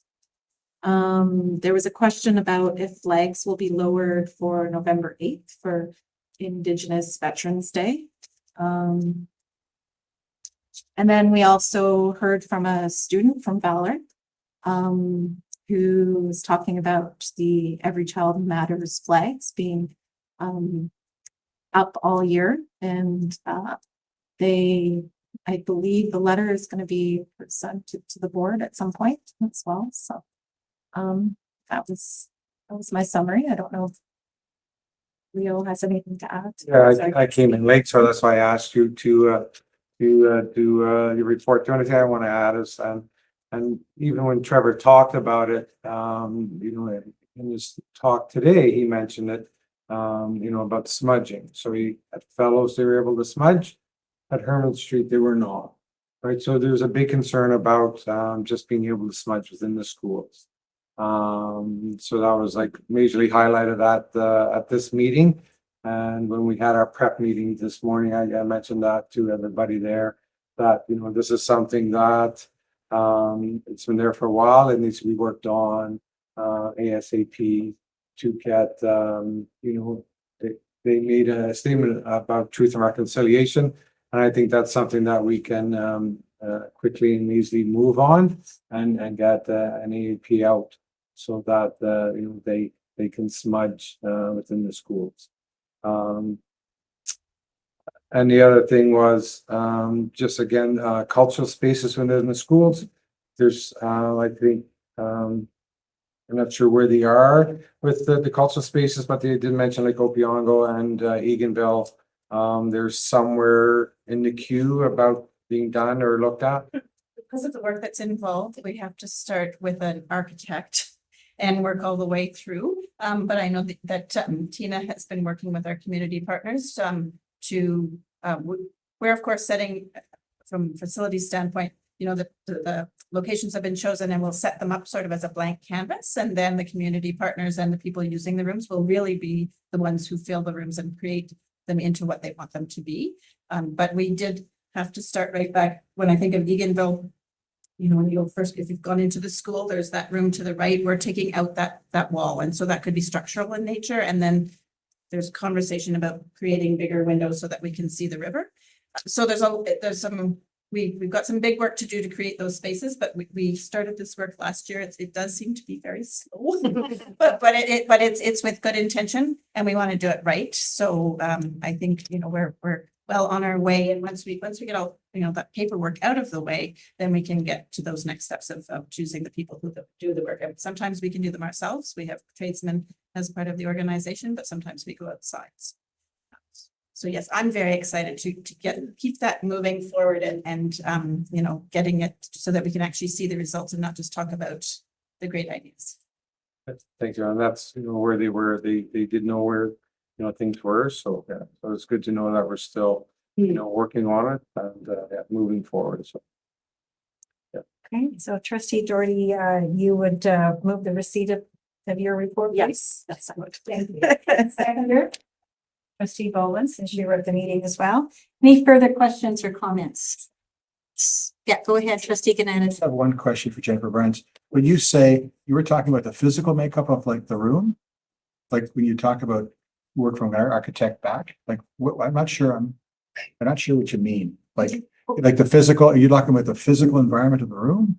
Or Well, it's just there's a large room that was one large room and a divider wall has been put in. So we need to have that, well, the plan was to have that taken out. There's talk of having a washroom available within that space. And then I think some kitchen facilities so that cooking can be a part of what's happening in the room. So we need services of an architect. That's where we have to start from, right? So they have to work with what the room looks like now and what tasks have to be taken out or taken on to get it to from where it is now to where they want it to be. so I guess my question is, are we looking at having sort of each family of schools or each school having something similar? Like as an example, a place to cook food or is it just individual schools? We're starting with the two schools that were identified by the communities as a place to start. And then where we go from there really depends on the communities and the spaces that they would like to see used. But we are just starting with two. Where we go from there really depends on community consultation. Thank you. Meredith? And I just wanted to add on the issue of the flags that we did review that we have an administrative procedure for flags and it lists the 3 days that the flags are lowered. And currently they are November 11th, Remembrance Day, December 6th, which is the day in action for murder and missing women, for not murder and missing, but violence against women in memory of the Montreal massacre. And then there was a date in April as well for workers. And so there currently isn't the November date for veterans, Indigenous veterans on the AP. And so that's something that could be amended through our processes, but I'm curious if that's possible for this year or if it's something that you've alerted us to and we can look into. So we will take that back. Thank you. Okay, so I believe we have a report received and seconded. All in favor of receiving this report? And that is carried. Thank you very much. Excellent. Okay, on to our updates, and we will start with Director Kelly. Oh, thank you much for you, Madam Chair. We had some outstanding presentations. This is really a list of some of the things that I've been able to do as I learned about the district, and there's lots to be impressed by. But Hannah Beach, and I know many of you probably heard her, but she talked about the emotional roots of aggression and anxiety, which indeed is something that we're all concerned about. And then there was later an event for parents held as well. The Christina was an integral part of the Q&A session with Indigenous Canadian senators, which was an outstanding event, by the way, and you handled that so beautifully. And again, we heard a lot about the work that's happening, but that was a highlight for me. Parent Involvement Committee met on October 16th, and it was a pleasure to actually meet a lot of the parents across the district. And I think it went really well. I know Meredith was there, and we had some great presentations on the Entrepreneurs for Change initiative, and that was very interesting. And I think there's some really good discussion about what the Parent Involvement Committee would like to discuss for the year. And Student Senate, it's always great to have energy of students. And so this building was really vibrant the day that the students were here. And as somebody was commenting earlier, the way that it's organized, the kids do a really good job. They're really articulate. And then school visits, I had the pleasure of visiting some schools and also attending the Aspiring Administrators Dinner. So those are just some of the highlights that I'm learning about Renfrew County District School Board. My pleasure. Thank you. Any questions for Director Kelly? It's nice that you're getting out to schools and seeing what's happening in the district, and I'm sure it is a bit of a contrast to where you come from, but some similarities, of course, as well. Absolutely. So it's very interesting. So thank you for that. And you have my chair's report in your package as well. I did want to particularly highlight the RCIS luncheon, because that's an honors luncheon that's held every October. It's started by a vice principal, Jan Wilson, 25 years, I think more than 25 years ago now. Anyway, this was something that was near and dear to her heart, and she made sure it happened for many, many years. And for a long time, actually, one of the groups that I was involved with, the University Women's Club, actually made all the sandwiches and delivered it, but we don't do that anymore. Probably a good thing.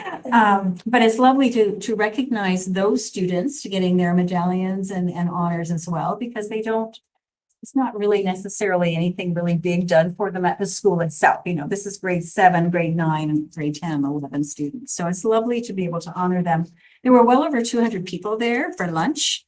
It's quick. It's like 12 to 1, so lots of parents and grandparents and guardians came over that lunch hour, and it was very well received. So that's lovely to be able to attend that again, and it was certainly appreciated that RCI continues to do that, and Megan Lester is a key lead in getting that going. I did want to quickly mention Local Government Week, which was October 16th to the 20th. And one of the things that the Ontario Public Service, that's my old business. Ontario Public School Board Association, too close, right? Did put together a number of resources for trustees to use as some were invited to various schools to talk about being an elected official. I think it would be really neat to actually have the municipal counselor and the trustee speak at the same time to kind of talk about and to learn from each other what they know and what they do, because I'm not sure that we always really understand the relationship and the importance of it. So there's some good work there available, and I know that the trustees are happy to get out to schools anytime during the year, not necessarily during Local Government Week. And again, Student Senate, as Director Kelly mentioned, it's always great to attend that. Trustee Dobson and I sit on that committee at this point. And it's just wonderful to hear the enthusiasm, to hear the thoughtful questions, to hear what's going on in the schools and what they're concerned about, right? They're very thoughtful and certainly looking at how they can make a difference in their school. So it's wonderful to see those student leaders around the table. And of course, our student trustee Biggs and Jane are doing a wonderful job leading that as well. So that's my report for this month, and I will turn it over to our student trustee Biggs, who I believe is on screen with us, to give a report on their student trustee work. So, are we there? Yeah, I'm here. Thanks again for hyping me up for my report. I really appreciate the compliments, and I know Grace. So unfortunately Grace could not make it today, so I am just going to skim over her report quickly. So after discussion and brainstorming with our student senators, we decided our key pillars for this year will be equity, environmental sustainability, and student experience. Senators also had the pleasure of speaking to Bill Murray and Superintendent Riddell about environmental sustainability within our schools, and we're really hoping to continue communicating with them on that project. We also had a lot of interest in different positions on our student senate. So we're going to be sending out a Google form within the next couple days, just going over who wants to be in which position for, I think we have an equity minister, we have an I think we have, I'm not sure if we're going to have an environmental minister. I know that's something that was mentioned. We're not quite sure about that yet. But we're going to have a elementary school representative. So someone who will organize meetings for elementary students as well, so they feel included. And we have a couple other positions as well. And yeah, the past weekend we went to the fall general meeting for the Ontario Student Trustee Association. And I had the opportunity to speak for 45-minute sessions. My first session was going over the goals for this year as the chair of Equity, Inclusion, and Diversity. And the second session focused on issues within specific school boards and individual goals for the year. And we're just really grateful that we were able to attend this conference. And thanks again for all the help with Student Senate, for everyone who participated and showed up for us. Thank you very much, Ava. Appreciate that. Sounds like you had a great weekend away, and it was nice that both of you could attend as well. Okay, on to the OPSPA report. Kim, I don't know if you want to say anything or. I just had a couple things. Sure. The summary was sent out, so that's pretty much that part. But for the next meeting is November 26th, and then there's an advocacy day on the 27th. I won't be there, but Susan will be there as our chair. I'll be there. And just a reminder about the Eastern Regional Meeting, November 4th, 9:30 to 3 at Gananoque Secondary School, and to RSVP by October 27th. Excellent. Yeah, I was just going to remind them as well. The regional meeting is always an interesting one because it has trustees with the 5 districts in the Eastern region, obviously. And it's always interesting to talk to other trustees, see what they're up to. When we go to Gananoque, I know they're going to be highlighting a program that they do there with the Playhouse in Gananoque. So it's an arts and relationship program. So I'm looking forward to hearing that.